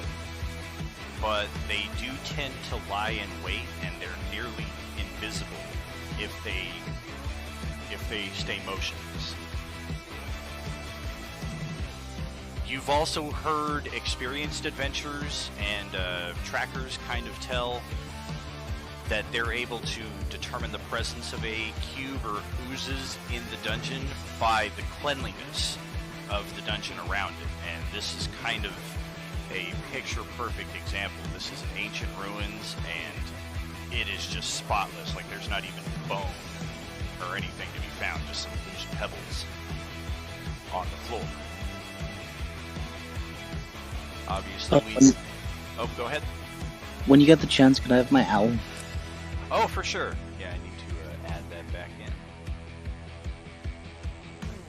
And otherwise, you know that it deals exclusively acid damage, and it cannot be, like, outwitted, essentially, in terms of hiding from it, because obviously it has no eyes, so it has some kind of blind sense or tremor sense.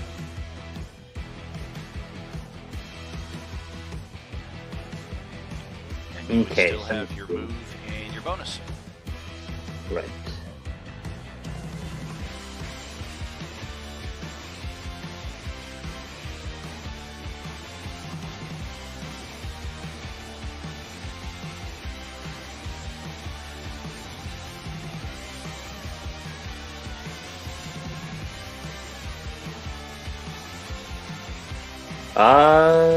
Actually, I think I'm just gonna kind of stay right there and let the tanks kind of hit it. All right. Speaking of which, Judar, take it away.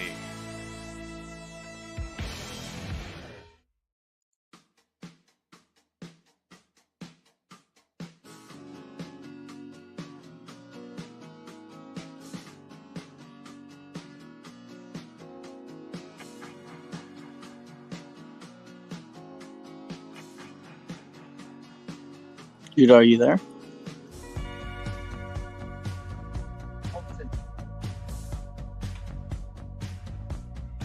Yo, Cleve, what's up? What's up? What's up? I'm gonna breathe on it. That's what up. You gonna breathe Does on it? it? Yeah. Does it get a dexterity save?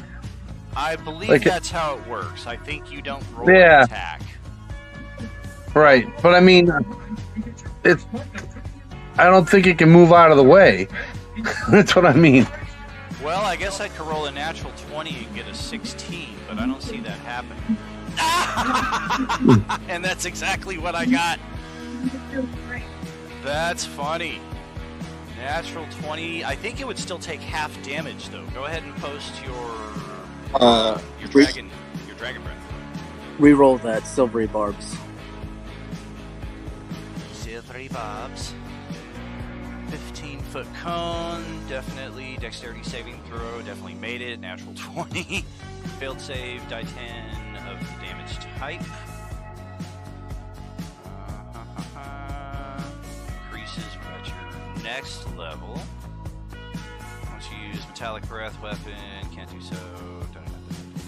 So what's your damage type?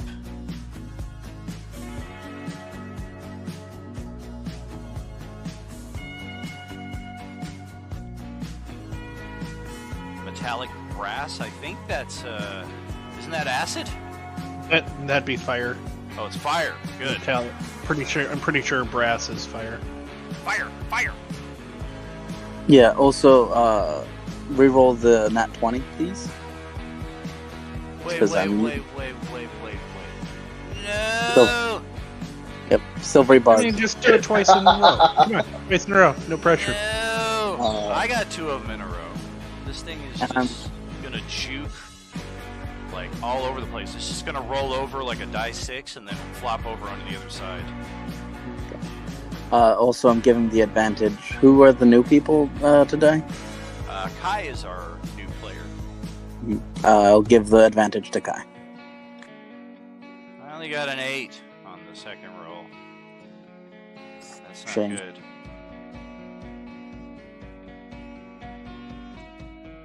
So roll the die 10, Judar. We got 6. Alrighty.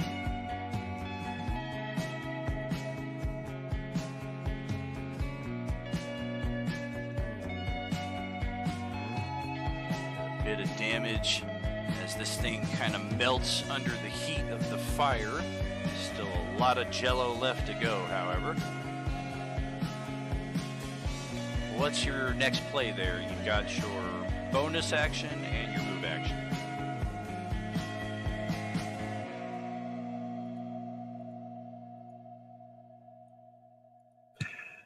I think I'm just going to move back. All right. The tank's Just retreating. FYI, Jugar, whatever you have going on in the background, we can hear it. I thought that was the voices in my head. I hear voices in my head. There's probably some of that. I mean, come on now. Yeah, they're confirming it. So Kai, that brings it up to your turn. And how familiar are you with the 5e system?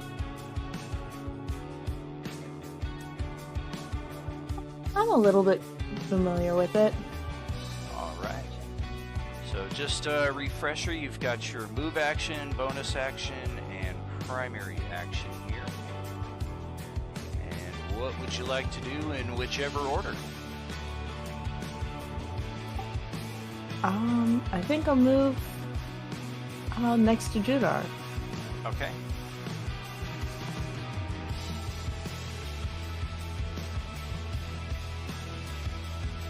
Stepping on up 10 feet. And with the Roll20 character sheet, if you notice all over it, if you just hover your mouse over it, any of those abilities or attack blocks you can click on, and it auto-populates the results into the chat log as we're seeing. So if you're going to make a weapon attack, for instance, just navigate to that weapon attack block near the top center of your sheet. Click on whatever weapon you're looking for, and Roll20 does all the rest. Well, a 10 is not that great, but this thing almost kind of moves into the attack because its armor class is a 6. It's just kind of naturally wobbling back and forth. Let's see if it has any resistances. It does, but not against that. The arrow strikes true, digs into the jello, and almost immediately starts melting under the acid that it is now snared in.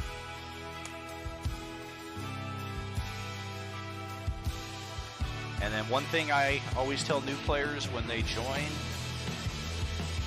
first and foremost, this little Roll20 cheat sheet that I created. This can be found in the handouts just underneath the character folder in the journal. Perhaps most importantly, the two bottom paragraphs, the very big one and the very small one.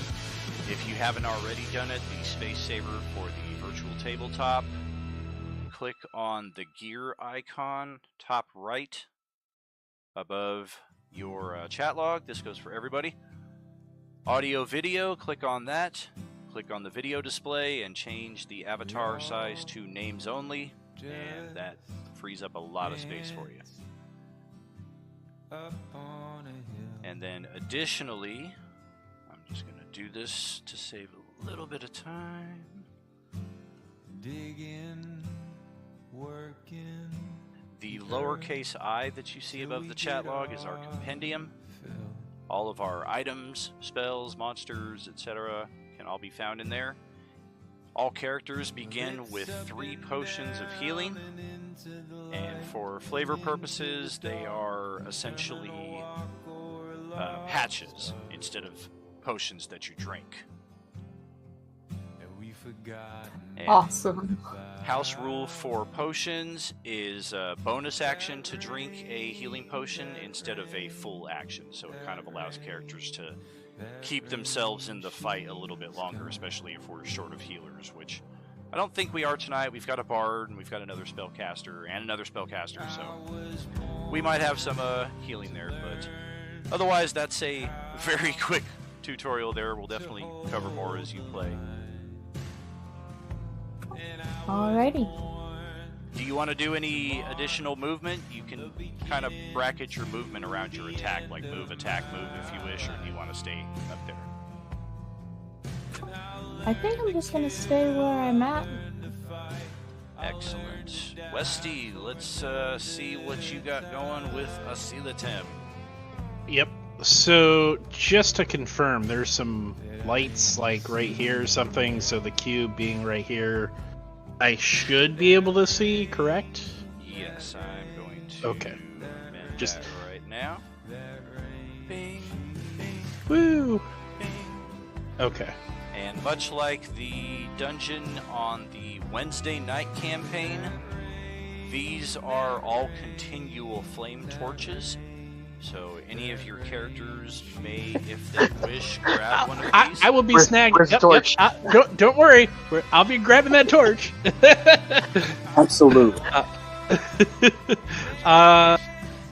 So. Oh, poor Gale.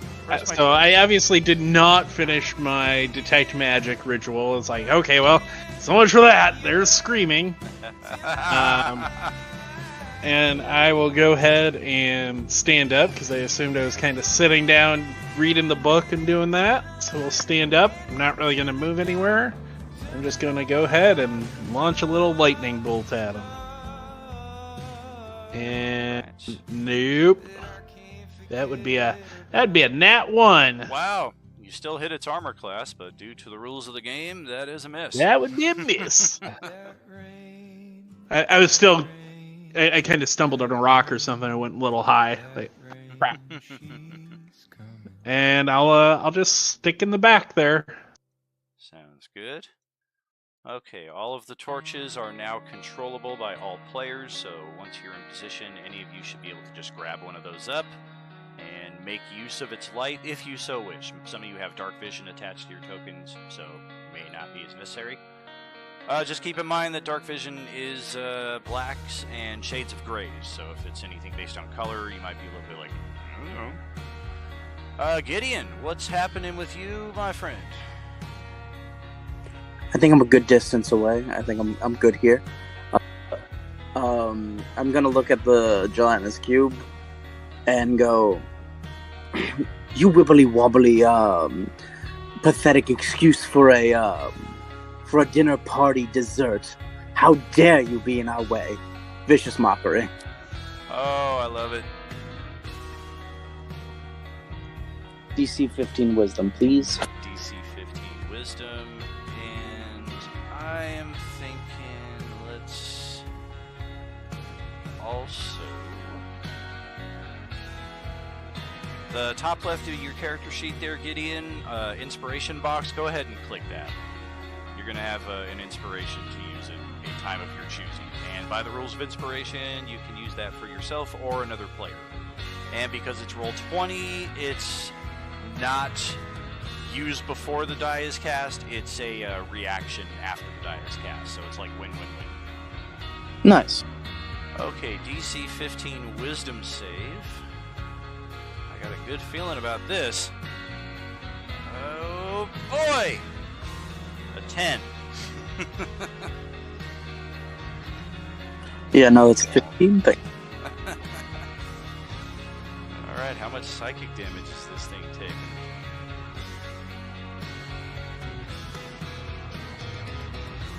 Four psychic. Alright. A little bit of something. But it also has disadvantage on its next attack, which is the important part. No! I'll just throw a red icon there to remind me of such. And my owl will go in for the help action for the next person that is going to come after him. Gotcha. So, and it's going to fly back to me. You're coming from the Tuesday night game, which is where I think I had your owl at. So let's see. Did you name the owl, or was it just owl? I believe it was just owl.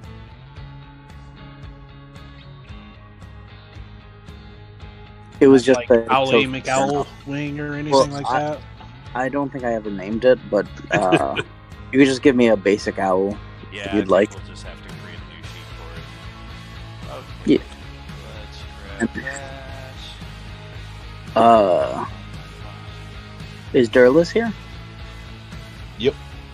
Durlus, take that bardic inspiration.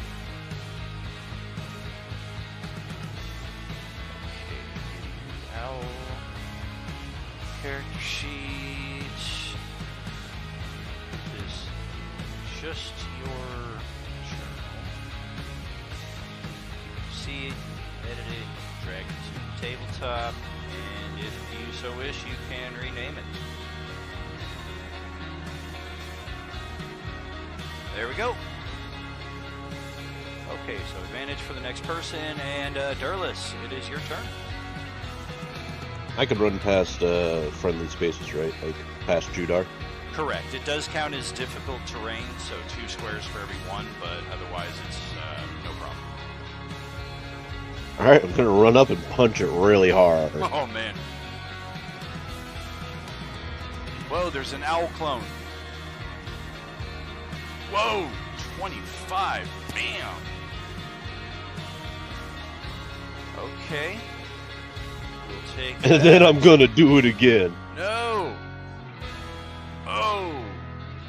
Extra attack, and this thing is starting to hiss and sputter, which Durlus is kind of interpreting as its version of screaming under this assault. And I'm gonna backhand it with some of my armor spikes too for my bonus action. Oh boy. Whoa! Dice money tonight.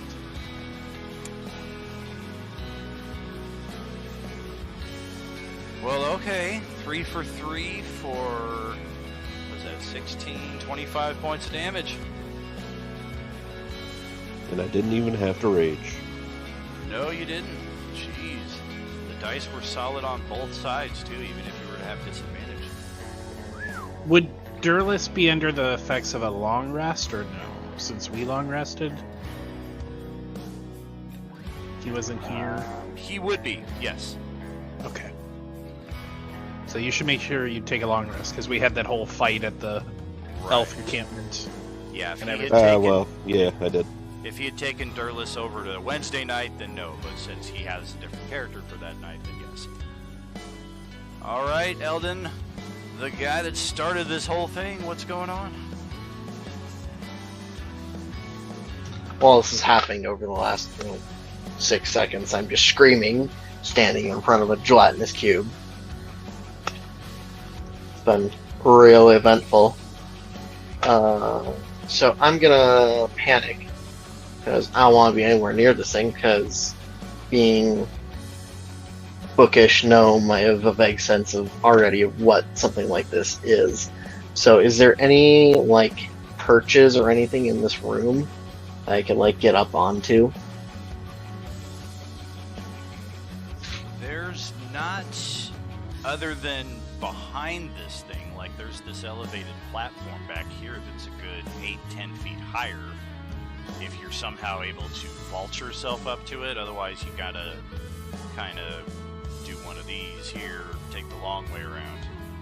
Or I'm gonna teleport go, yourself. Misty Step, and teleport Okay. back over here behind this thing. Alright. Right next to the There we pool go. of clear water. Alright. And that's a bonus action, so what else you got? Oh, it is! How lovely. It's hurting. I am miffed at this point, having just, narrowly avoided death. And I'm going to yell at the gelatinous cube. I bet you don't even taste good. Oh no! Oh man, targeting my best saving throws. Why doesn't anybody go after my constitution? I'm gonna roll a I don't con think any save. of us. Oh!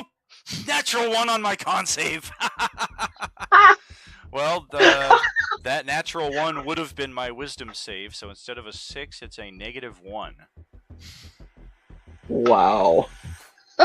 That's funny. So he takes 3 damage. Whopping 3 damage. And that's my turn. Sizzles a little bit more. Alright, and it is time for the cube itself.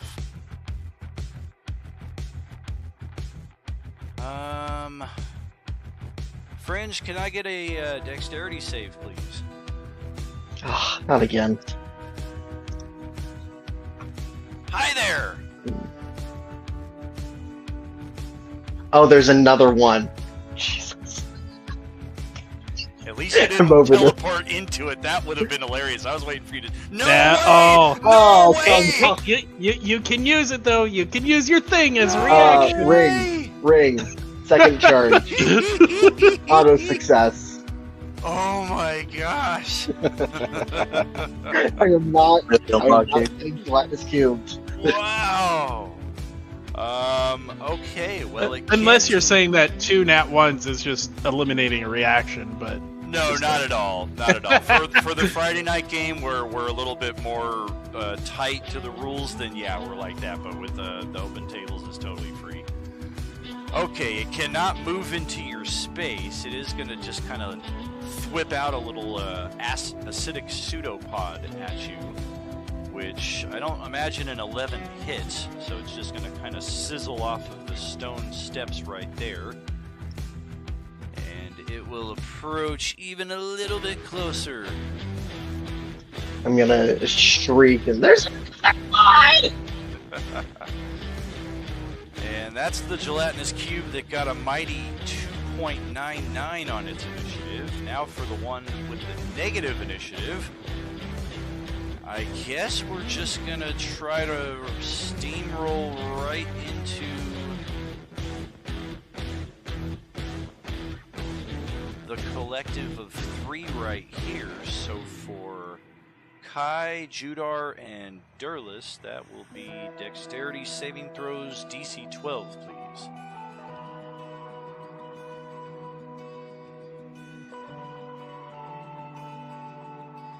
Uh-oh. Nice. Damn! So... Can I use the Bardic Inspiration on that one? So I'm trying to figure that one out. The Bardic Inspiration can be used. And then, who but it else may was not be enough though. Right. Who else was asking? Oh, I was actually trying to figure Sure. out how to fix the dice to a DC 12 on here. Oh no, you're good. The DC 12 is just what we all know. You did perfect. You rolled the dex save, and you got a 17, so you beat the DC. Oh, okay, I get one now. Sorry. How much is the Oh, no, you're Bardic good. Inspiration for? So the Bardic Inspiration should be a D6, I believe, but it also gives you temporary hit points when you use it for a saving throw. Yeah, I'll give it a shot. Oh, an 11. This only goes to 11. But you also get 5, 6, 7, 9 temporary hit points as well. All right. All So right, still worth it. for Kai, you can move yourself either left or northeast to get to one of those free squares because you juked out of the way. For Judar and Durlus, however, we are looking at an engulf, failed saves. Yep. Oh, and I guess on a successful save, you choose to be pushed 5 feet back, so it's not necessarily a juke. It's just kind of like this thing kind of pushes you aside. If you do not get pushed aside, then you are absorbed. On a failed save, the cube enters the space. Each of you are looking at... Actually, I'm going to roll separate for each. No, that doesn't make sense. So both of you take 7 acid.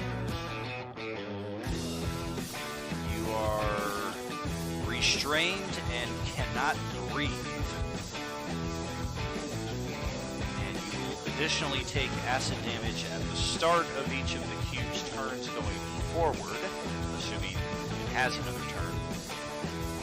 An engulfed creature can try to escape by taking an action to make a DC 12 strength check. This would essentially replace your attacks for that turn, unless you have action surge or something. On a success, the creature escapes, enters a space of its choice within 5 feet of the cube. So that concludes the turn there for the gelatinous cubes. And the first half of our show here, I'm going to send us to the BRB screen. I'm going to go out and smoke real quick, and I'll be back in about 5-6 minutes. Kick it off with round 2. Are you with us?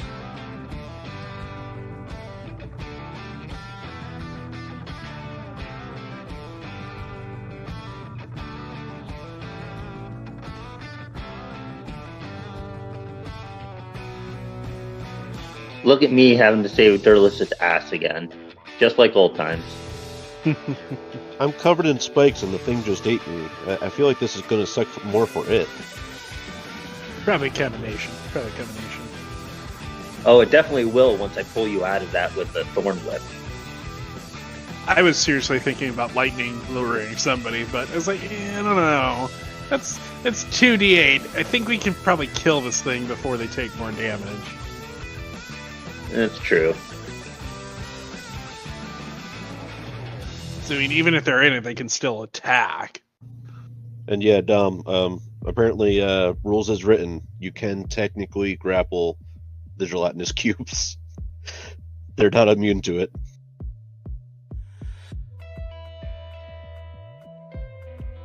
Today I learned. It's so dumb. Yeah, that's one that doesn't make sense. Just grapple the gelatinous cube and powerbomb it. I'll grapple it from the inside.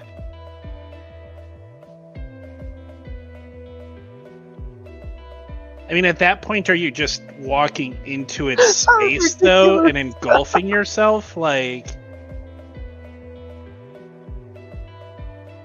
That's a weird one, because technically when you do grapple, you're not in the same space, even though you would be, like, right next to each other. Weirdly, grappling, like, the whole rules around it, it doesn't really specify much about, like, where the enemy is positioned. Especially, like, when you move, because you can move while grappling things. Yeah, you have reduced movement speed because you're grappling them, but... Yeah, but it doesn't specify where the enemies go. I mean, you know, you could probably, you know, figure out that they probably get dragged behind you, but it doesn't say that.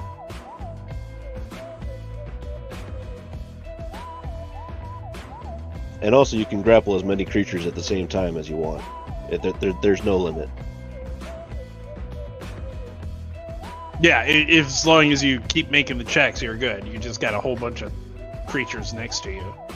It's so dumb. Headlock 20 goblins as a Goliath or something. I mean, yeah, you got 20 goblins like right next to you stabbing at you, but hey, you got 20 goblins headlocked.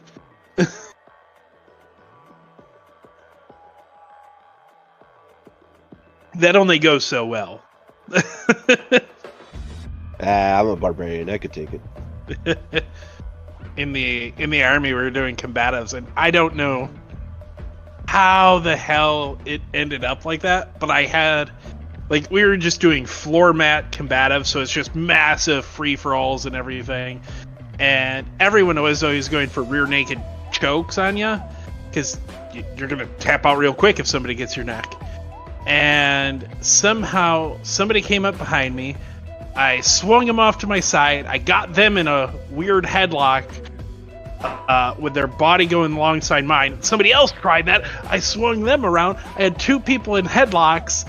Both of my arms are locked up. I leg lock them to where our legs aren't moving, so they're essentially tied or grappled to me.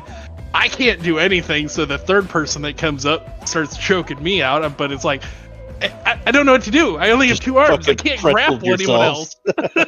It's like, yeah, you can grapple a lot of people, but at a certain point, it just becomes diminishing returns because you can't do anything except for grapple them. At least in the real world. Obviously, D&D has weird mechanics and stuff that is like, what happens when... Yeah, I need a free hand in order to start a grapple, but I don't need a free hand to keep a grapple. Yeah, just transfer the goblin in the goblin scenario. Just keep transferring them to the one arm. Just more and more necks, like in your giant arm.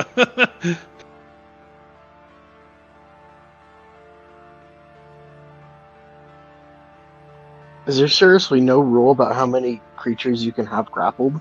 No, if I went to a town and just started grappling peasants, I could have a chain of like 100 peasants.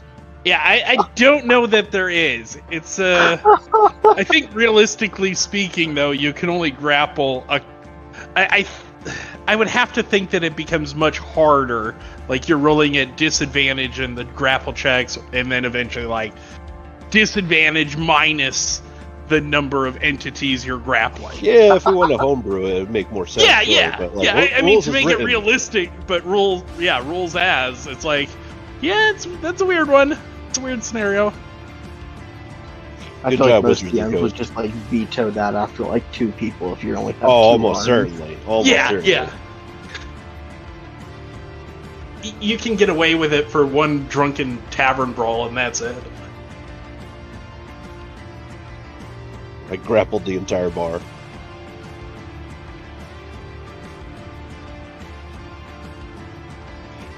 No. You grapple the bar. That too.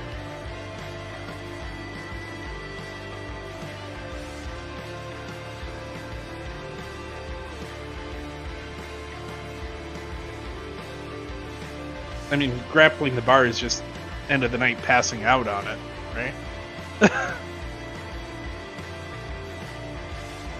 Yeah, but now it can't move. Fair. And then I use my second action to knock it prone.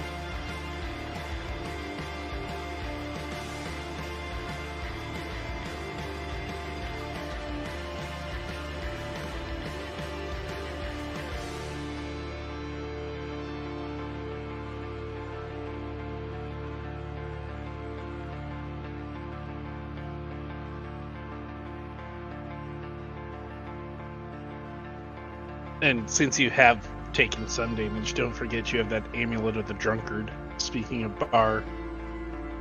Yeah, nobody's got any booze, though.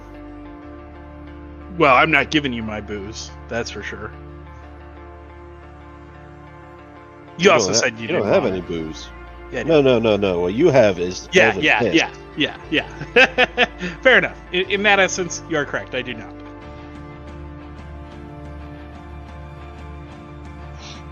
I have 6 flasks of questionable contents if you wish to try one.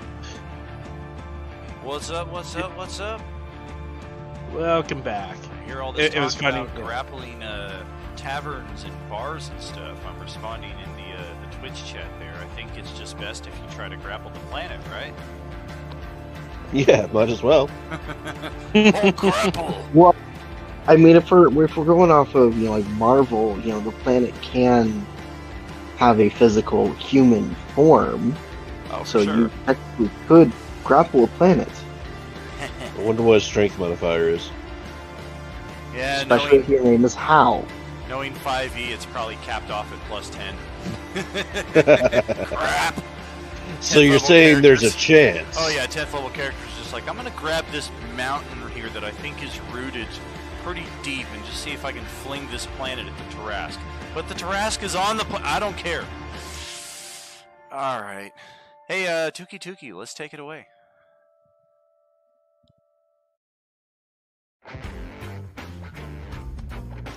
Okay. Is there room to, like, fly over the gelatinous cube? There's not. It perfectly is wedged in the only way in or out of this room, short of going back through the watery tunnel right here. Yeah, I was afraid you were going to say that.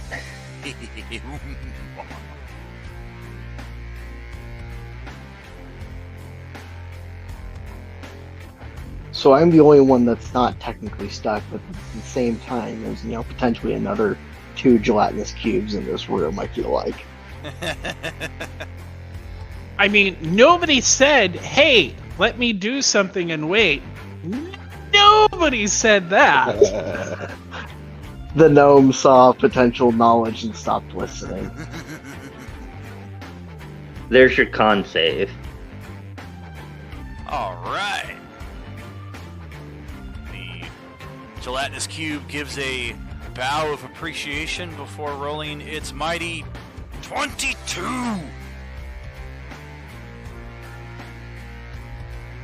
Half damage. Okay.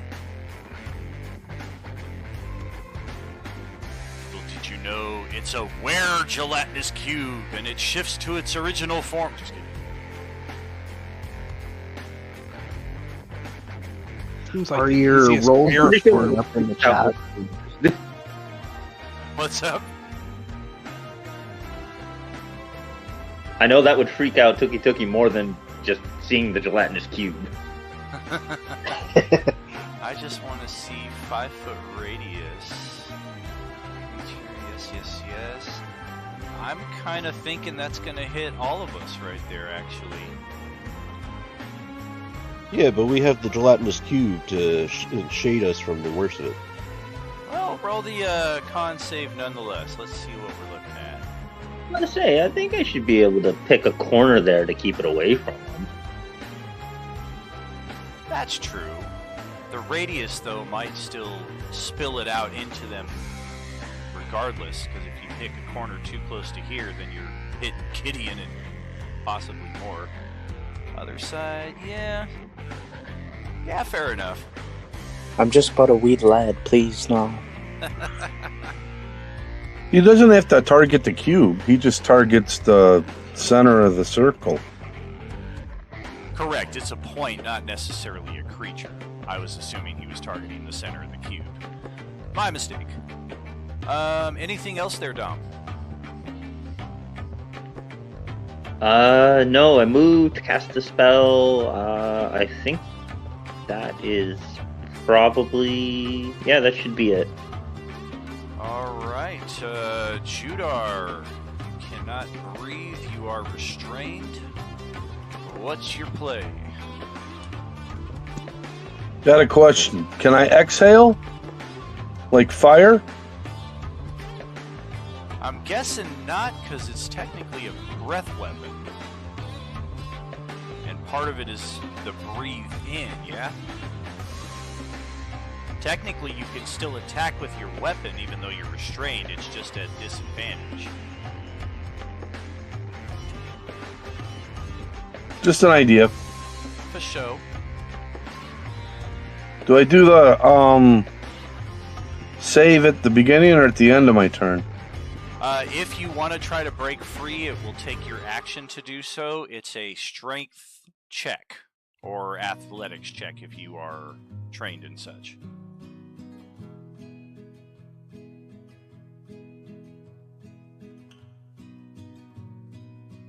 Excellent. So you can...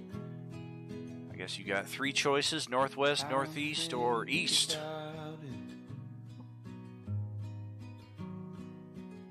For your escape square, and then you would also have... very true. Westy points out there. You would also have bonus action and move action following that. I don't know who I'd be.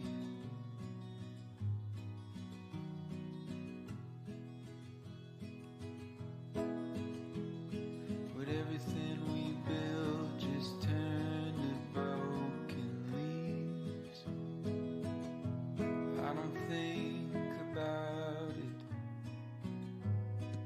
I think that's all I can do. So, end of turn. Excellent.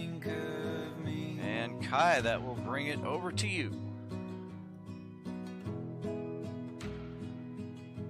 Walking out that door.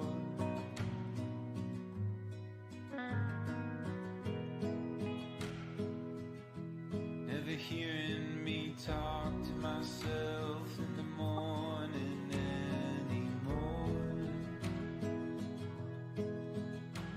Would it all just turn and turn and Alright, so, I guess I might just end up losing another arrow. Alright.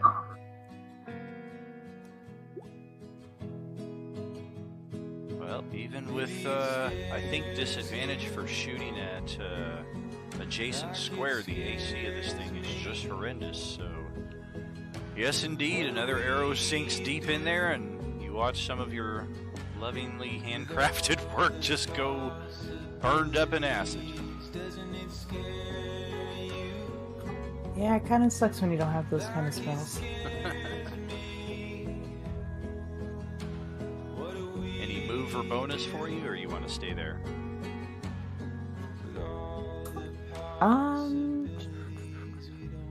I think I might move back just a smidge. Alright. Step over into the same square as Tuki. Technically, this little light is not here on your right side. Yeah, that's not there. Right.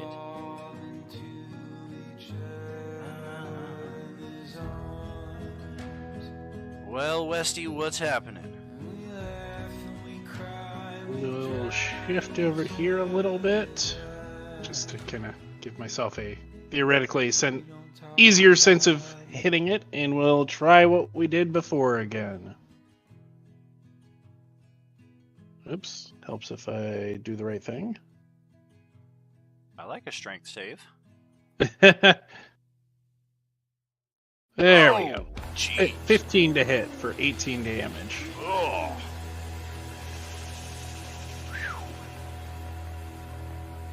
Anyone order fried cube?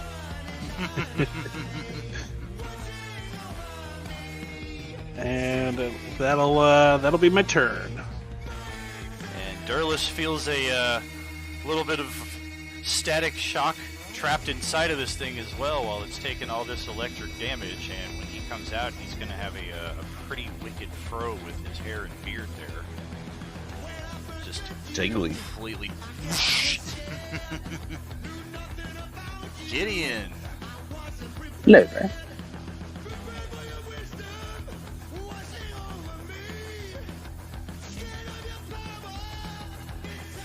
Gelatinous cube. You seem more like a gelatinous food. And vicious mockery again.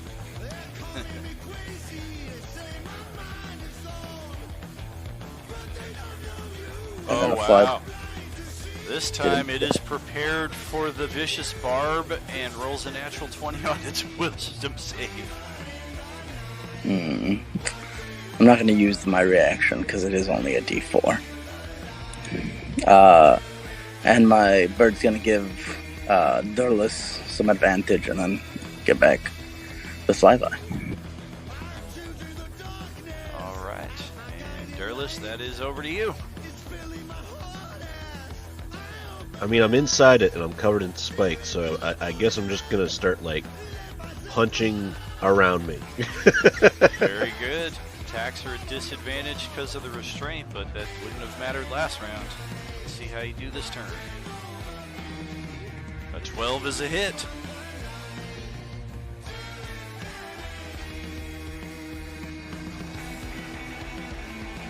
A 10 is a hit. And hold right there as you have successfully disapparated this thing from within, and it just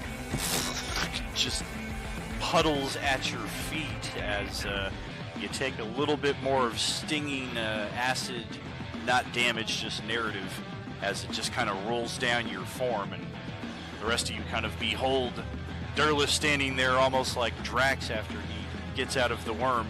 I vanquished it single-handedly. So the first one's actually a nat 20 because I gave him the help action. He would have been at disadvantage though. Right, evens out. Normal. That's all. Yep. All good.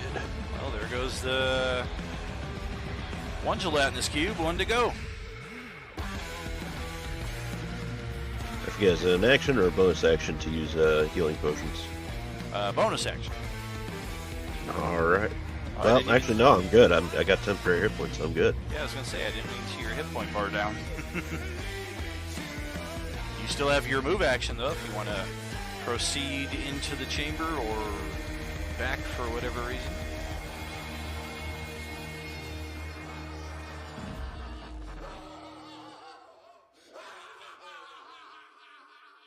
Yeah, I guess I'll go run up to the next one.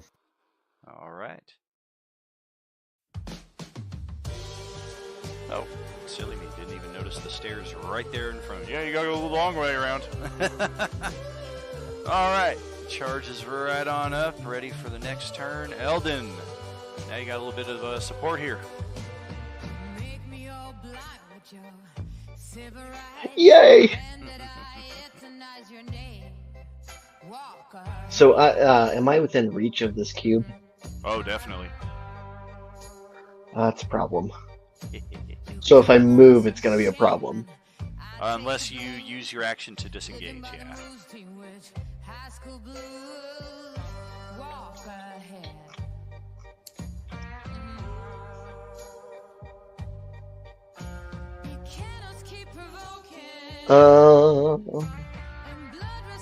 In that case, I think I'm just gonna stay for the moment.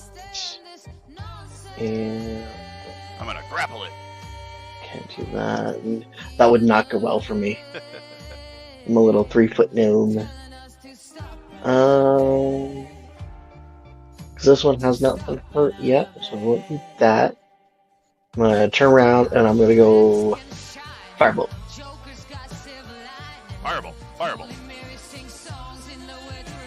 That is a hit and a successful delivering of damage there. That's my move. My turn. Can't do anything else right now. Okay, well, you know what this thing is doing. I think actually, this time around, let's take a pseudopod at Durlus. And unless a 6 hits you, nope.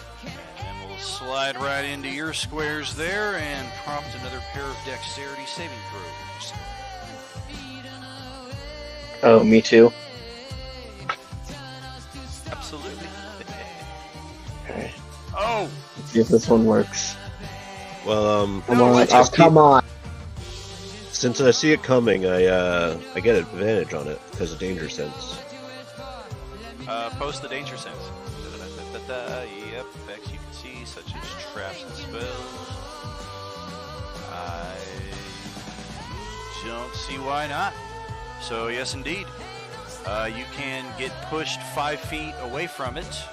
North, I guess north is really the only square because northwest is going to push you into the pillar.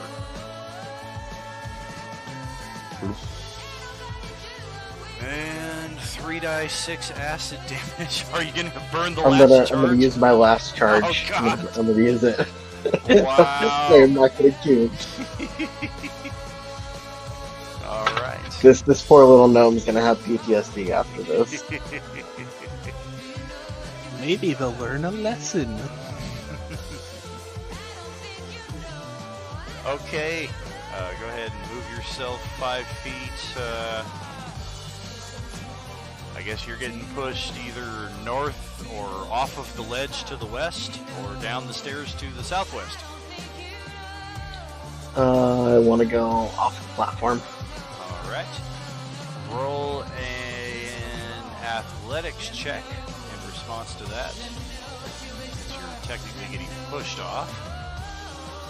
That is fine. I can live with that. Athletics. I can find it. There you are. Oh yeah. Hey, wow. My ankle. Hurt my ankle. 6 points of damage.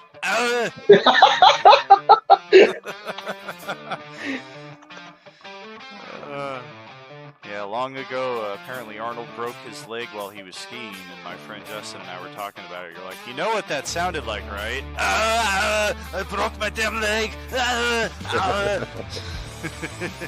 All right, Tukey, that's back over to you, buddy. Okay, I'm going to move my moonbeam to the back corner over here so that I can get the cube. And so the cube's got to make another con save. And then 5, 10, and move Tuki right there. Con save was a 13 this time around. I believe my DC is 14. Going up to check the spell. Yeah. Oh no. Thought that was going to be close. Yeah, it's 14. So. Nice. 2d10 damage.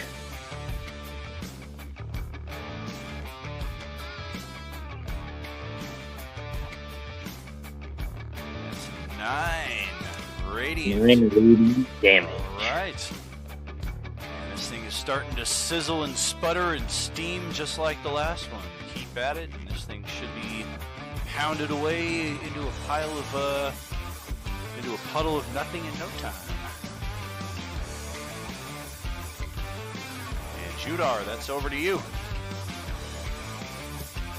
I'm gonna rush in with my battle axe, and if I hit, I'm gonna smite him.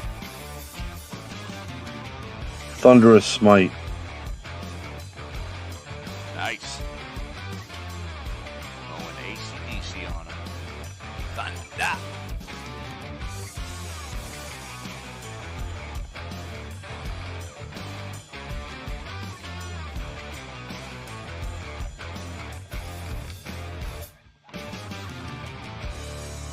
Got yourself a nice flank there with, well, Eldon's too short to provide the flank. Damn it, if you're somehow able to move another 10, 15 feet and get around the south side of it, though, you can flank it with Durlus and get the advantage. I don't know if you have that much move.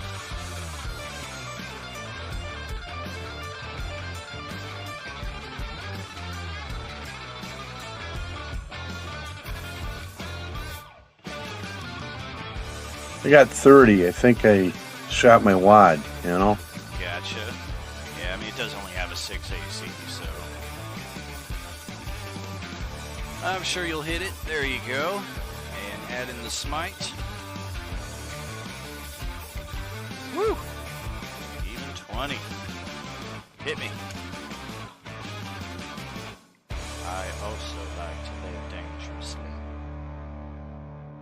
Well, there you go. And we'll pass it back over to Kai up here.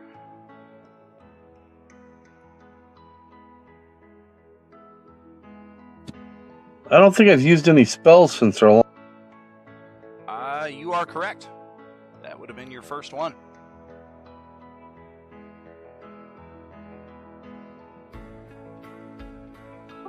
Alright, so I'm gonna move myself up closer to Tuki.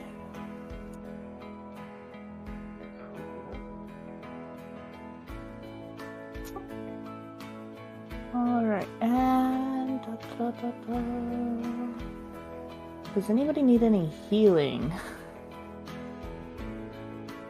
This guy right here. I'm down like 40-something hit points. Help! I don't think we want to heal the Gelatinous Cube. Heal the cube. Heal the cube.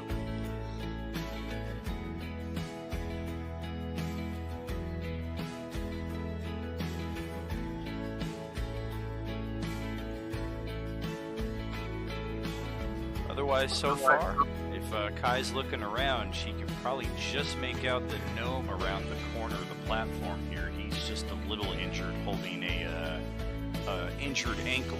Otherwise, everybody else looks to be at full health. Yeah. It's a little too far away. Very true. Limp yourself over here, get some healing. Yeah, if you want healing, come on over. I guess I'll just go ahead and shoot it again with the longbow. I need to get something good. Wait, wrong one. There we are. Automatic piercing damage, doesn't even have to roll. Damn.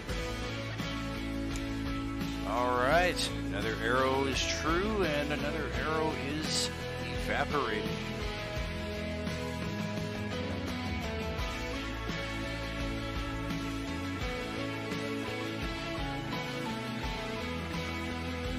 And I think that does it for me right now. Sounds good. All right, Asila Tim. Yep.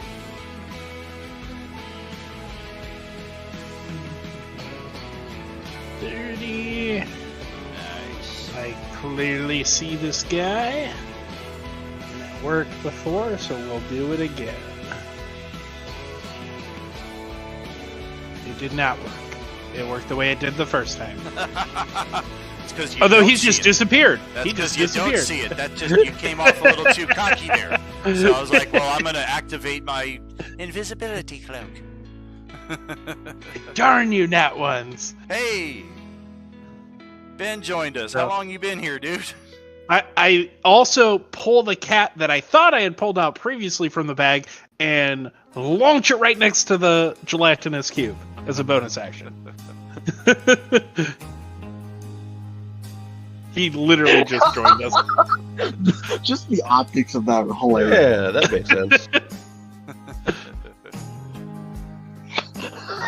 Well, I say let's get Ben right into the action. Welcome, brother. How you doing today, man? I'm alright. Sorry, I was sleeping. No worries, All man. good, all good. Open table, man. Open table. I think he's the cat, not Talon. I think he's Talon. Oh, was he No, Talon? I'm Talon. Did you Oh. give me? Did you give me the 2 character sheets I needed, Dan? I can certainly do so right now. I'm just gonna do it real quick. And we are level 5? 4. 4? Some characters are different. It like varies. It varies. The Dusty's party taken- level is 4. Yeah. Dusty's all over the place, and Durlis got a bonus level for a bonus opportunity. Okay, I'm just gonna stick with the pre-gen names on these bends. So you are getting Acibrink Creocula and Fravoge Leprobra. And have it that as you will. And I rolled a 5 for your initiative, so you're actually coming up here in just a moment. I have thrown your character off to the right side of the current battle. For those who need a reminder, this is what Ben's character roughly looks like. And we did some character intros, re-intros earlier, so give us a introduction for your character if you would here, Ben, please. Actually, let's do Gideon's turn, and then we'll do your character intro, because you're right after that. Alright, cool.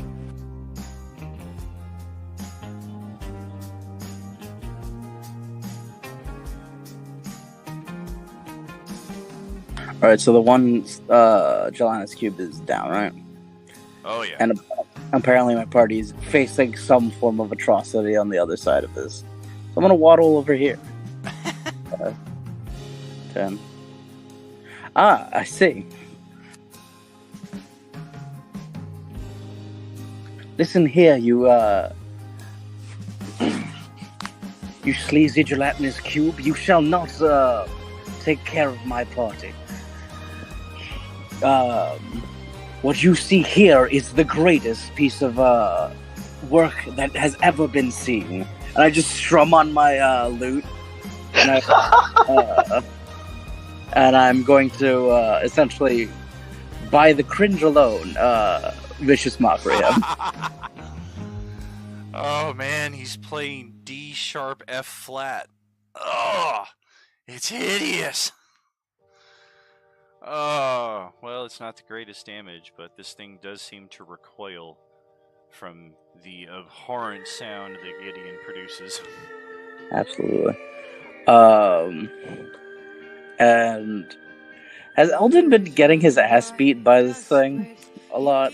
Well, it's threatened him numerous times, but thanks to his magic item, he's been able to save himself not once, not twice, but thrice. This is a lucky gnome. You've probably just heard a lot of, oh! Ah! Oh god! Eldon, do better. Don't get murdered. And it's just bardic inspiration. do better. So how does that work? Do I need to add something somewhere? Well, let me throw a little music icon on your character just in case you don't use it immediately. Refresher or introduction, the icons can be found if you click your token, open up that little circle below it, and you'll just see a whole bunch of icons. Hover over it with your mouse, it shows you what they are supposed to represent. We don't necessarily always use exactly because they're kind of hard to find sometimes. But some of them are useful, especially if you're playing a flying character like Tuki Tuki. Like halfway down, you'll see the wings with the different elevation markers on them. In this case, the music note is generally pretty easy to find for inspiration, so there you go, Fringe. And my owl will give advantage to the next person, and then just kind of leave. You don't do that before.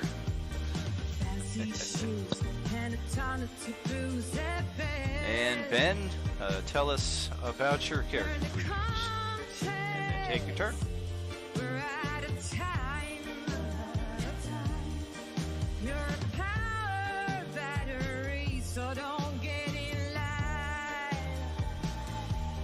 Ben? Alright, so he's a ranger. Some of you may have remembered he has a wolf companion that follows him around. But he doesn't. The wolf stays out of combat though. He's just basically like a hunting pet.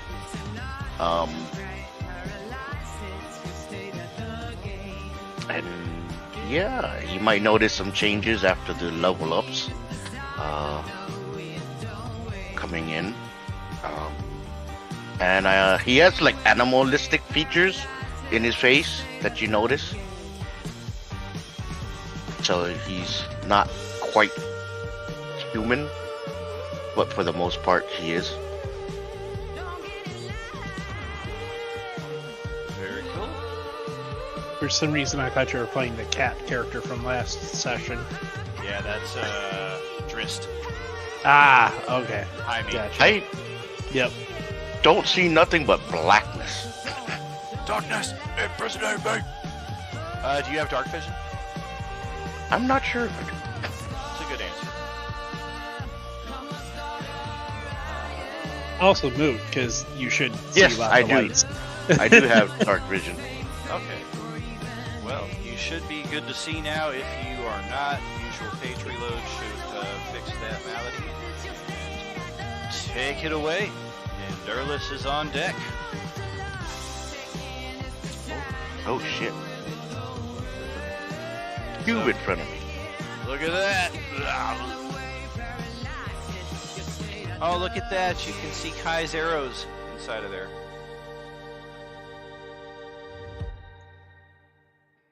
Alrighty. Is there any way that I could get around to the other side of the thing, or would it, like, take a attack of opportunity on that? Hold up just a moment, though. You're on deck after Ben. To answer your question, though, you can technically run circles around monsters, and they almost always never get attacks of opportunity on you. It's only when you leave their threatened area. So I will throw up a mark on that creature. Okay. And I'll shoot it with my longbow. Alright. Definite hit. Another arrow that becomes a victim of the acidic body of the gelatinous cube. And that'll be my turn for now.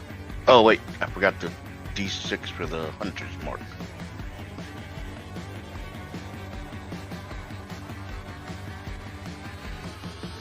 So another 4 points of damage. Okay. Very cool. Durlus, take it away. Alright, so I'm going to circle around to the south side of it.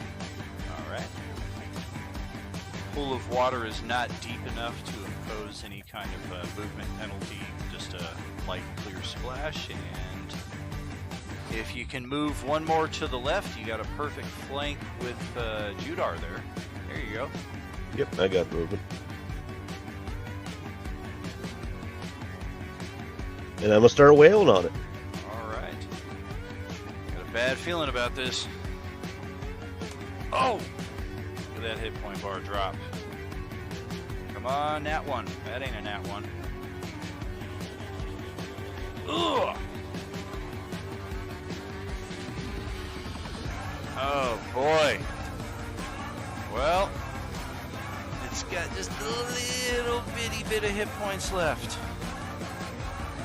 And I'll take a free action to spit on it. And it pushes it back 10 feet off of the ledge, and it breaks its neck. Oh, wait a minute. Eldon, never has a prime opportunity been better presented to you for revenge. These things have tormented you for the last hour. It's your turn.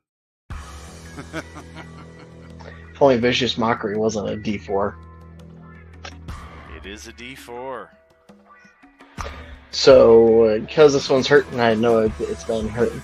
I'm gonna point at this cube, and as I do, you hear a deep thrumming of a bell, of a big bell.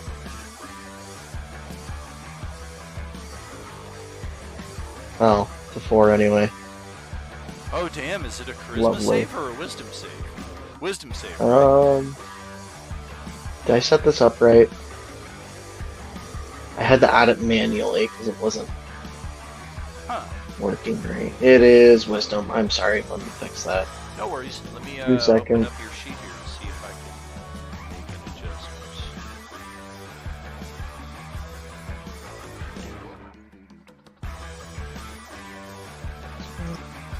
There we go. That should fix the one. Fix the other one. Save. Okay. Do you want me to redo it? No, you're good. And of course, the thing rolls a natural frick. Oh, nope. A 9 on its wisdom save. Fail. So it takes 4 points of damage, which is exactly what it had. Yes! I was worried if you did the Vicious Mockery. I was like, oh, you're going to need to roll max damage on that. But this, somewhere close to minimum, was just good enough. And that's going to drop us instantly out of the initiative. The map is yours again to wander as you will. We can see a couple of doors to the left.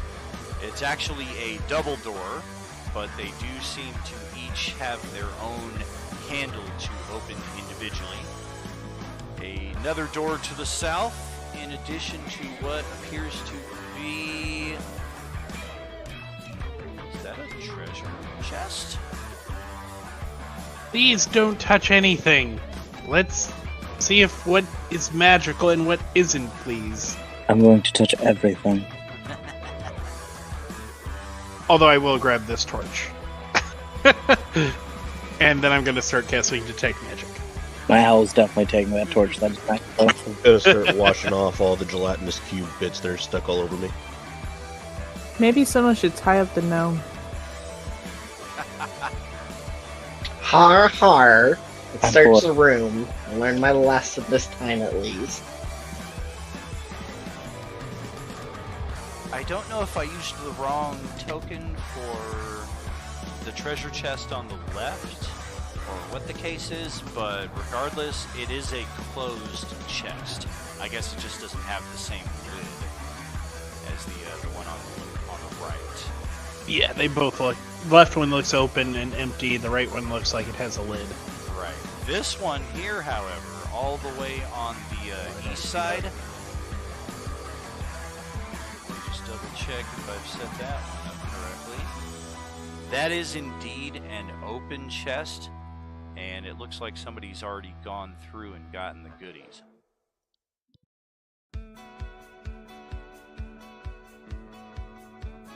I'm just gonna start shit talking all the chests, in case of emergency.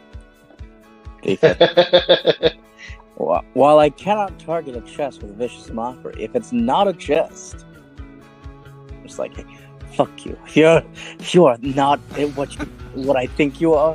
Fuck you. I ain't gonna get eaten by a chest today. That's a very interesting way of figuring out a potential mimic, and fortunately in this case, that does not appear to be the case. Oh, thank God. just keep in mind, it's a little difficult to tell with the map. The doorway over here on this side, right here. Oh, nope, I'm mistaken. It's good. Proceed as you will. Get my maps mixed up. Can I do a either investigation or perception to see if there's anything hidden or if there's any like treasures we're not picking up on? Yeah, absolutely. Sweet. I'm gonna have my owl give me advantage, and is it perception or investigation? This would be general perception. Okay. I'm gonna give myself guidance. Look at us rocking with 9 viewers here. Best Monday stream yet, or highest one, I should say. Not just talking about myself. Only a 14. A 14, still respectable, but nothing untoward. I want to add a d6. Alright, let's see if that changes anything. Still the same. If everything is as it appears to be, none of the chests appear to be mimics, and you've all been in here just long enough and spread yourselves out enough that if there were another gelatinous cube in here, you probably would have found it by now. They're not known to kind of like hide as people are standing nearby. Like once you're in here, it's probably going to come out and get you. Fair enough. Are these chests locked at all?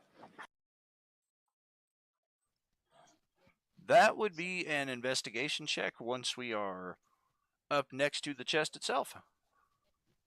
So I want to move down to the left one, and I want to check that one. I'm gonna thump the chest with my battle Please axe. don't touch things!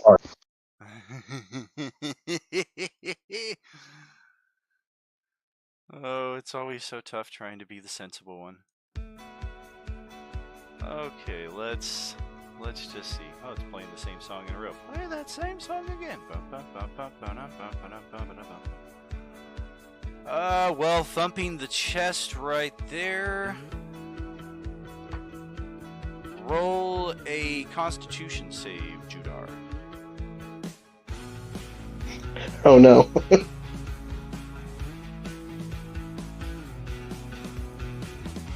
Hey, Radio Free Covenant. Welcome. Are you with us?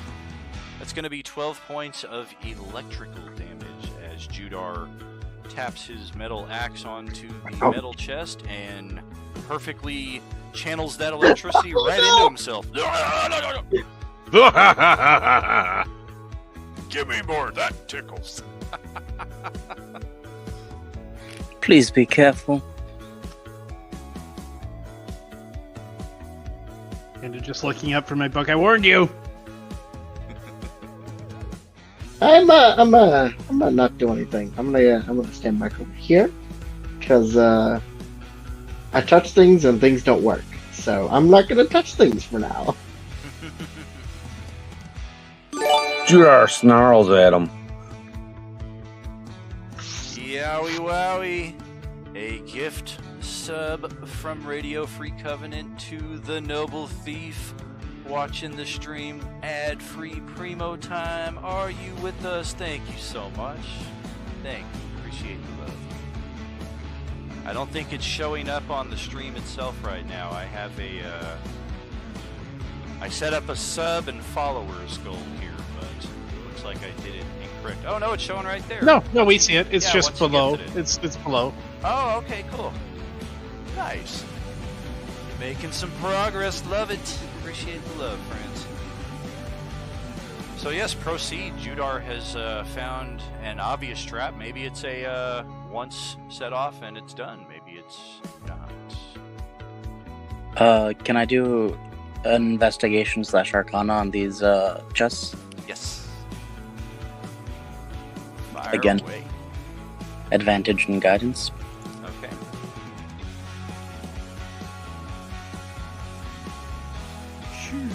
Whew. Or both chests are locked, and both chests are magically trapped with a powerful magical effect that seems to have a permanence upon it, i.e., unless this magic is dispelled or the chest is opened, the trap is just going to keep setting off endlessly. Splash some water on it. Please don't touch it at all. It's a very potent spell on this. I can indeed set it off, but I'm going to need people to get away from it, please.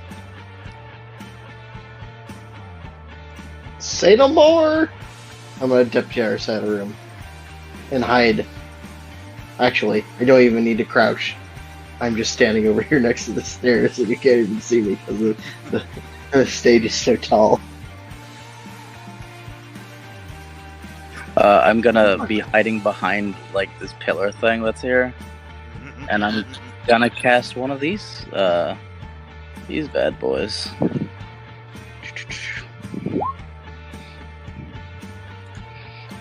Ooh, nice. I'm gonna open it up with the mage hand. It'll probably dissipate my mage hand, but it should unlock the magic. Before I do that, I'm going to tell Zerlis, can you get out of the water, please? Because it shoots forward. You might die. It happens, it happens. Still just cleaning off his armor. I am glad that you are so confident. And with that, I'm giving you Bardic Inspiration. Well, the magic on this chest is a thunder magic that just lets out a sonic boom that instantly dissipates the mage hand. And the mage hand tries to open the chest, but it is locked. With the nat 20, do I know if there's a amount of time it needs to recharge? Your guess would be, with the potency of this magic, if not instantaneous, near instantaneous, like one die 2 rounds. Damn. Then I'm going to run and try to unlock it with some thieves' tools. Okay. I'm also gonna take a sip of the water while I'm washing it off. If I have that little amount of time, Al's gonna be there for moral support. Right. This is gonna hurt. This is gonna hurt so fucking much. Yeah, as you go up to touch the chest. Oh no! Well, thankfully you got the advantage. Yeah, I'm a halfling. That's a nat 20. Thank you very much. Yeah, lucky halfling. You only take 5 points of thunder damage instead of 11. And now's your chance. Try to unlock those. Try to unlock this thing. Alright.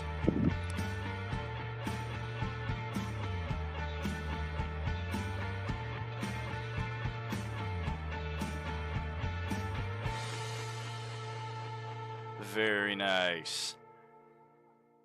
Okay, let's get in here, and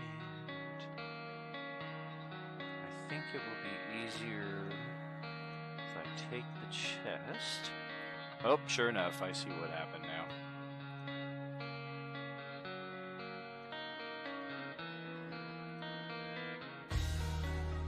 We have a couple interesting things here.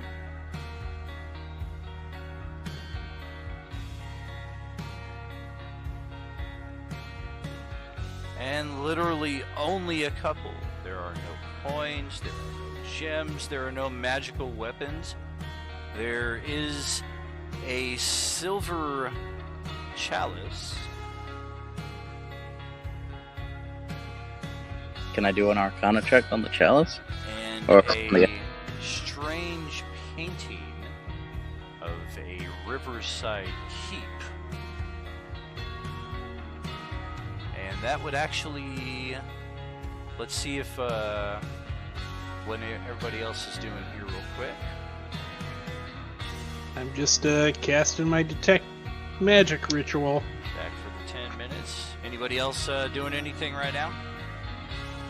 I want to come up closer because I feel like the danger has abated, but I'm still going to be hiding behind this pole.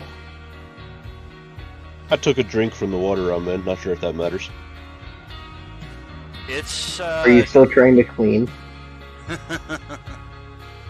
A bit of both. Okay. Press the digitation.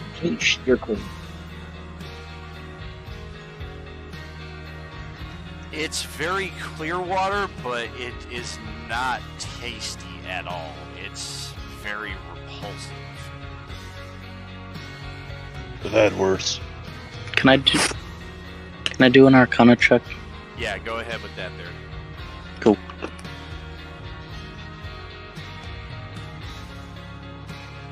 Arcana check.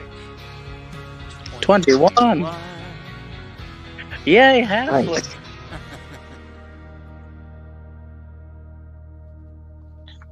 Do you even bad roll, bro? I do if I mess up hard enough.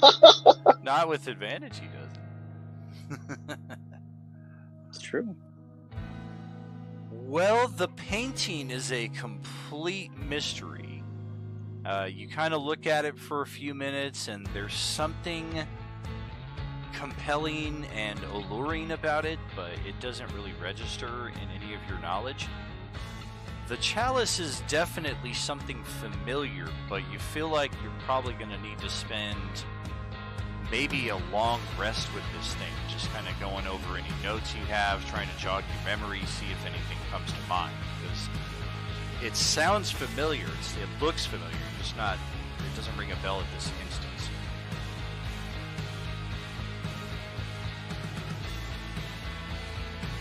I'm going to just look at everyone. Does anybody have the ability to open up chests? The other one might be painful. If you give me I'll time, pry it I will open. know what it is.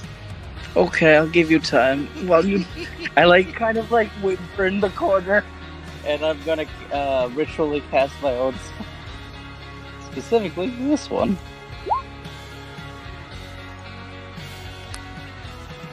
Gotcha. As I lick my wounds and eat more good berries, like a sad little halfling in the corner with these items. You do have the component for that, right? It's a rare one. Yes, I believe so. You have 100 GP Pearl? I have over 100 gold, but I have used that in the interim. Very nice. Definitely 10 minutes has passed at this point, so Alright. take it away. So, I will... So, first off, that's not what I wanted to move. Is there anything magical in the room? So these are ever-burning lanterns, it seems like, correct? That is correct. And is there anything other than the chest, the two chests that are magical in this area? Not the water itself, but the pool. Oh, the pool is magical. Yeah, like the stone itself, even the steps leading up to it, has a permanence cast upon it. What type of magic is that? It most strongly resonates with conjuration. That's a problem. I'd stay out of the pool. That's a summoning pool, most likely. Tastes like shit. Somebody's been drinking it. Maybe if I So- drink it all, nothing will happen. They can't summon nothing. That just might work. So, what kind of magic is on this chest since it's the one that's not been opened? That is evocation, abjuration.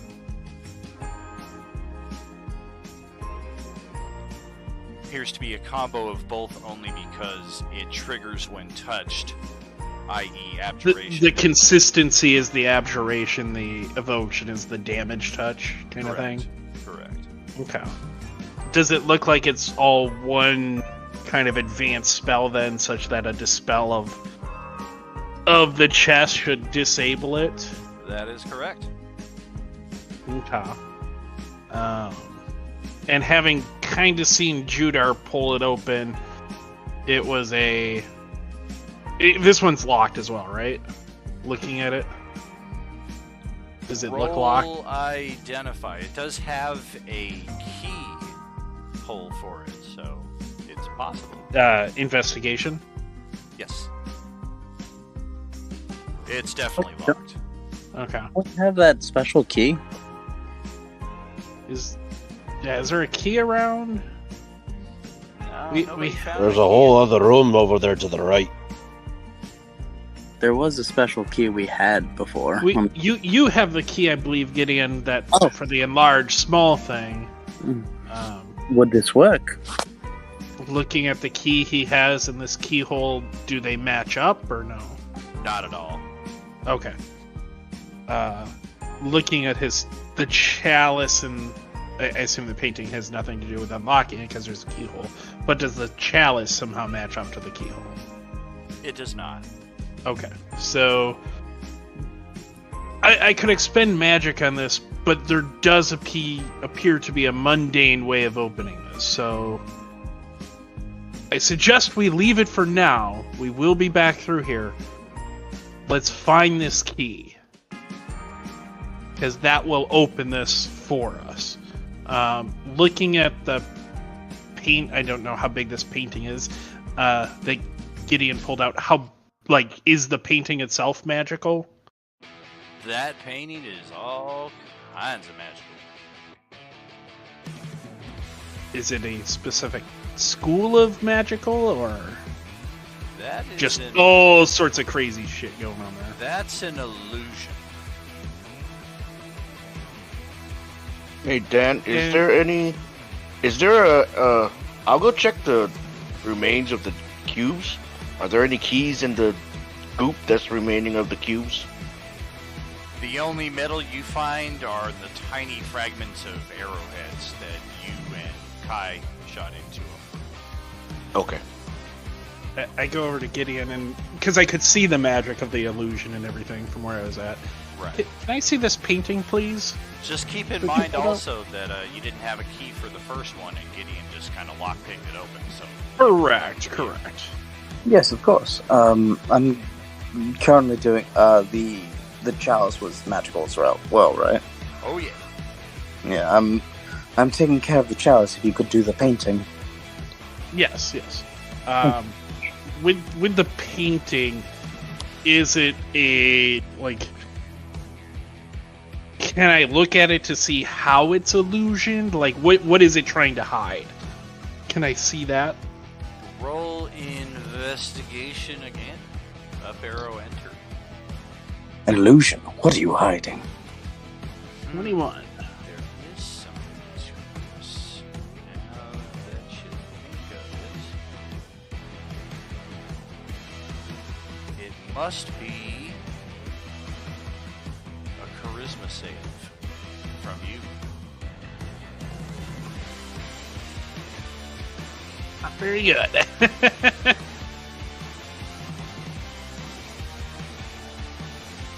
Oh. And the painting falls to the floor, and Asilatem just kind of vanishes.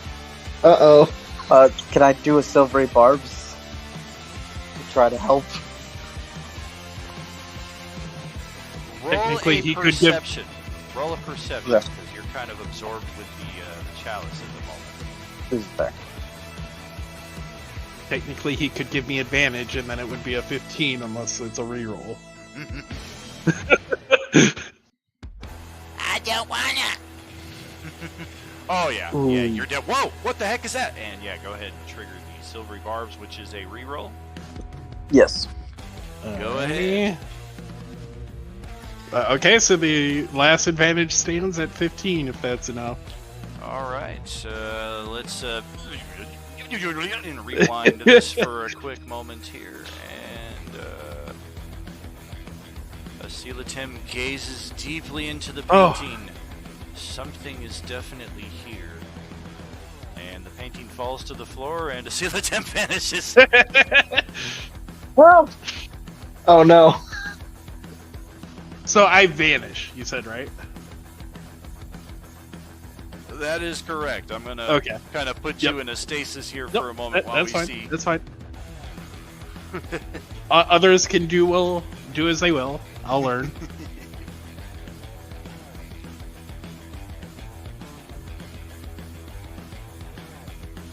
Judar sees him disappear and walks over to investigate. I like the sound of that. Roll and investigate. If you're investigating the paint. Yes. Roll that investigate then.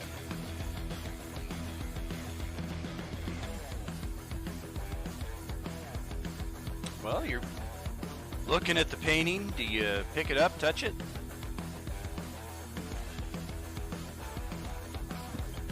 I did something stupid once. I'm not doing it again. Please don't touch it. Well, you're looking at it from like 7 feet away-ish as we're kind of looking at it there on the map, and you just kind of look at the rest of the group and shrug. You're like, I don't see what happened. I don't see Asilatem like trapped in there like, help, get me out of here. But you also don't see like what it is that he saw that drug him into the painting or dissipated him from the scene entirely. Fucking wizards always doing weird wizard shit.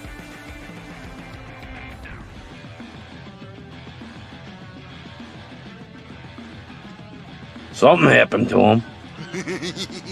Go, we're missing somebody that disappeared.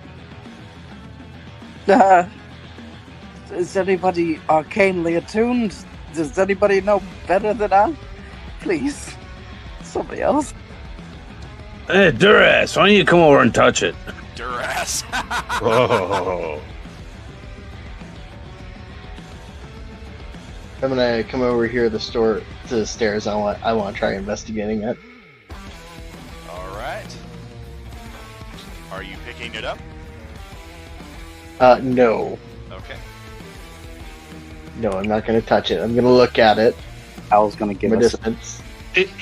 As a note, it was already picked up because it had to be removed from the chest. So yeah, somebody had picked it up, and then it's like it was already out of the chest. How about that?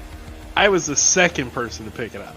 For sure, yeah. Gideon definitely took it out of the chest, I'm assuming, but there was nothing untoward when he just kind of did a casual investigation of it. But when you saw the amount of magic on it and picked it up and kind of peered deeper, something happened. And as a note, I did say illusion, correct? Oh, you did? Yeah, okay. Now, Eldon is kind of drawn into something deeper in the painting, almost like one of those old 3D paintings that you got to kind of see past the picture. And that's going to prompt a charisma save from you as well. So, question. As a bit of a side note. So, I have known cunning. Cannot talk today. You have advantage on all intelligence, wisdom, and charisma saving throws against magic. And then my Spellguard shield, while holding, which I have been, you have advantage on saving throws against spells and other magical effects, and spell attacks have disadvantage against you. So between the Spellguard shield and Gnome Cunning, does that give me double advantage? Does that stack? There's only one effect that stacks for like a triple advantage, which I believe is the combination of a number of feats and like triple multi-class, and it's basically like an elf archer subtype. I only discovered it a few weeks ago. I think if you scroll up into the memes, Elven accuracy plus Yeah, that lets you scroll do up into the triple. memes like 3 weeks ago, you'll see it. But essentially, disadvantage never double stacks, and advantage never double stacks like 99% of the time. Shame, because that would be cool. Okay, regardless, I still have advantage. Just roll. Come on. Charisma. Join me. Ooh, Charisma's a +5 too for me. Charisma save. Wow. Well, that's disappointing because 15 didn't make it. And then I'm gonna go probability wellspring, use a third one, 3 out of 4. And then that is a d6, 1d6. Add 4. Alright. And this time there's no painting drops to the floor because it's already on the floor. But those of you surrounding this area get a very clear look of almost like an Ant-Man transformation where Eldon just kind of... Oh, come on! Join me!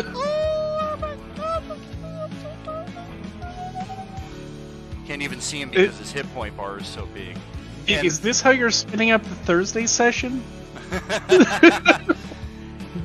And he is just rapidly sucked into the painting and disappears.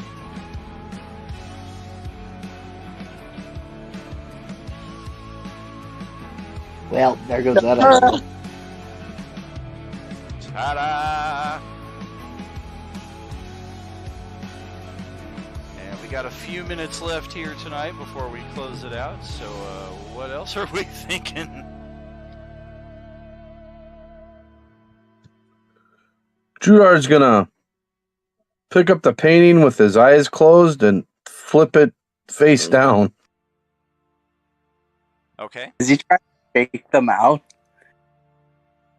They're well now?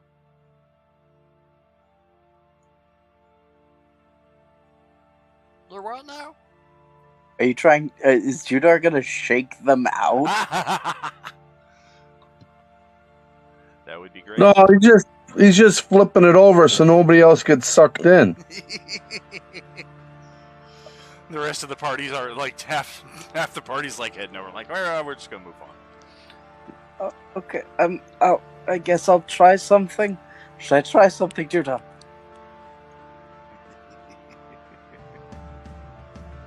Let me step back a little. Okay. Okay.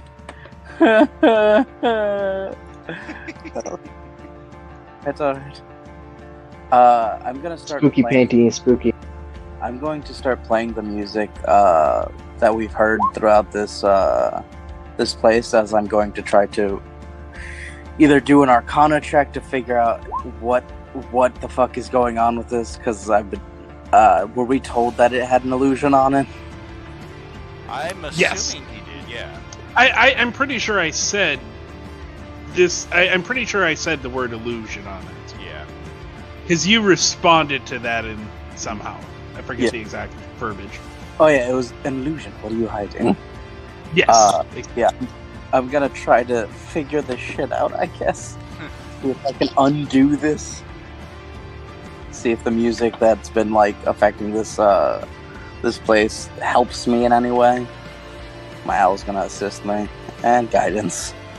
Okay. What's happening with Tuki Tuki and Durlus over here? Well, I saw Tuki Tuki moving, so I followed it.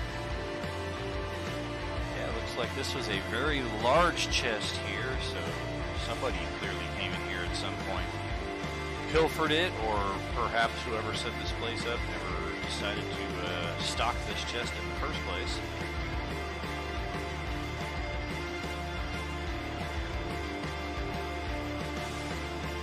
Do I get any more information from the Arcana check?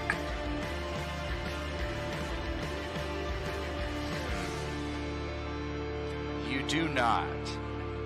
Not instantaneously, anyway. It's kind of like the chalice, where you're like, if I spend some time, a few hours with this, kind of take 20, so to speak, then definitely. I'm gonna cast Identify on it then. Okay. And roll a charisma save. Got it.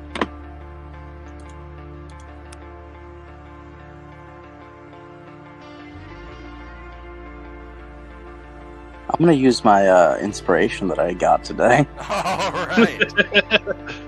Also, are you close? Judar's a paladin. Are you close enough to him to get a boat? Oh, he moved. Oh, damn it. All right, so upon casting Identify, you feel the unweaving of this painting, revealing all of its hidden secrets to you, and in the process, drawing you into it, into some kind of realm. Oh no! That, despite the fact is an illusion at its base, is so potent that it would convince nearly anybody that this is a real location and potentially ensnare them for eternity. You are, however, fortunate enough to just be like, and you pull yourself out of that. Oh, yeah. And just instinctively kind of drop the painting as you're trying to identify it.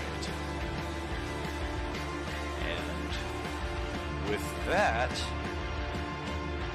I'm going to send us back to the start screen here. Give you all a few minutes to reflect on tonight's session, the possibility of what lies ahead for next Monday. Pure chaos.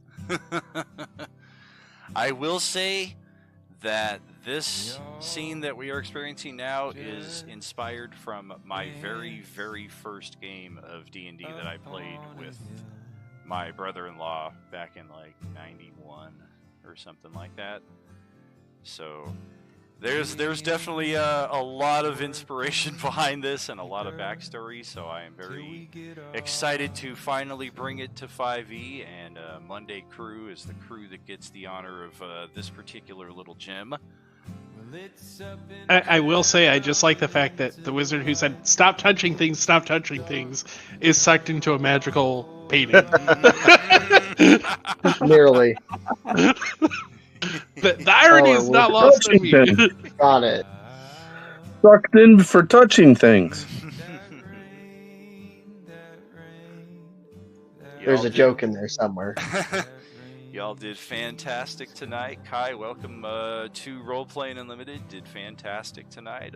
Really glad to game with you this evening. Oh, thank you for having me. Yes, indeed. Gideon, always a pleasure. I really love the Vicious Mockery on the fly and the other spell effects and the level you bring to the RP in general.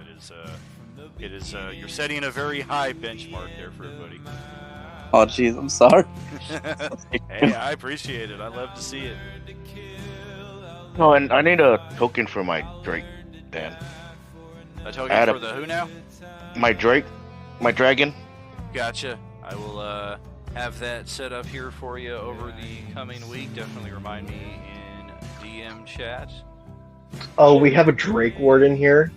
Yeah, I have a picture of what he looks like. So if you get a token that looks kind of like, because I've been playing a Drake Warden in a different game that's been ongoing. Yeah, I have a. It's so OP. I have a Drake companion, and then I have a pseudo dragon familiar.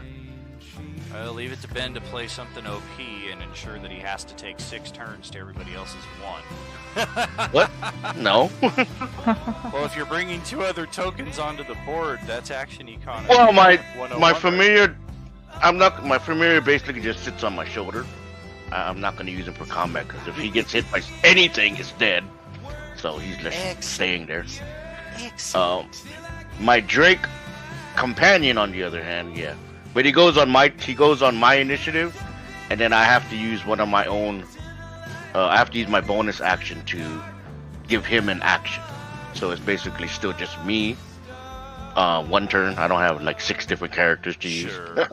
Sounds reasonable though. I haven't seen it in action, but there's a lot of things that we are going to be experiencing at these open tables that I'm excited to just kind of have them dropped right in the midst of combat. Just be like, whoa, what is that? So it'll definitely be interesting in that respect. I hope y'all had a great time tonight. I did as well, as usual.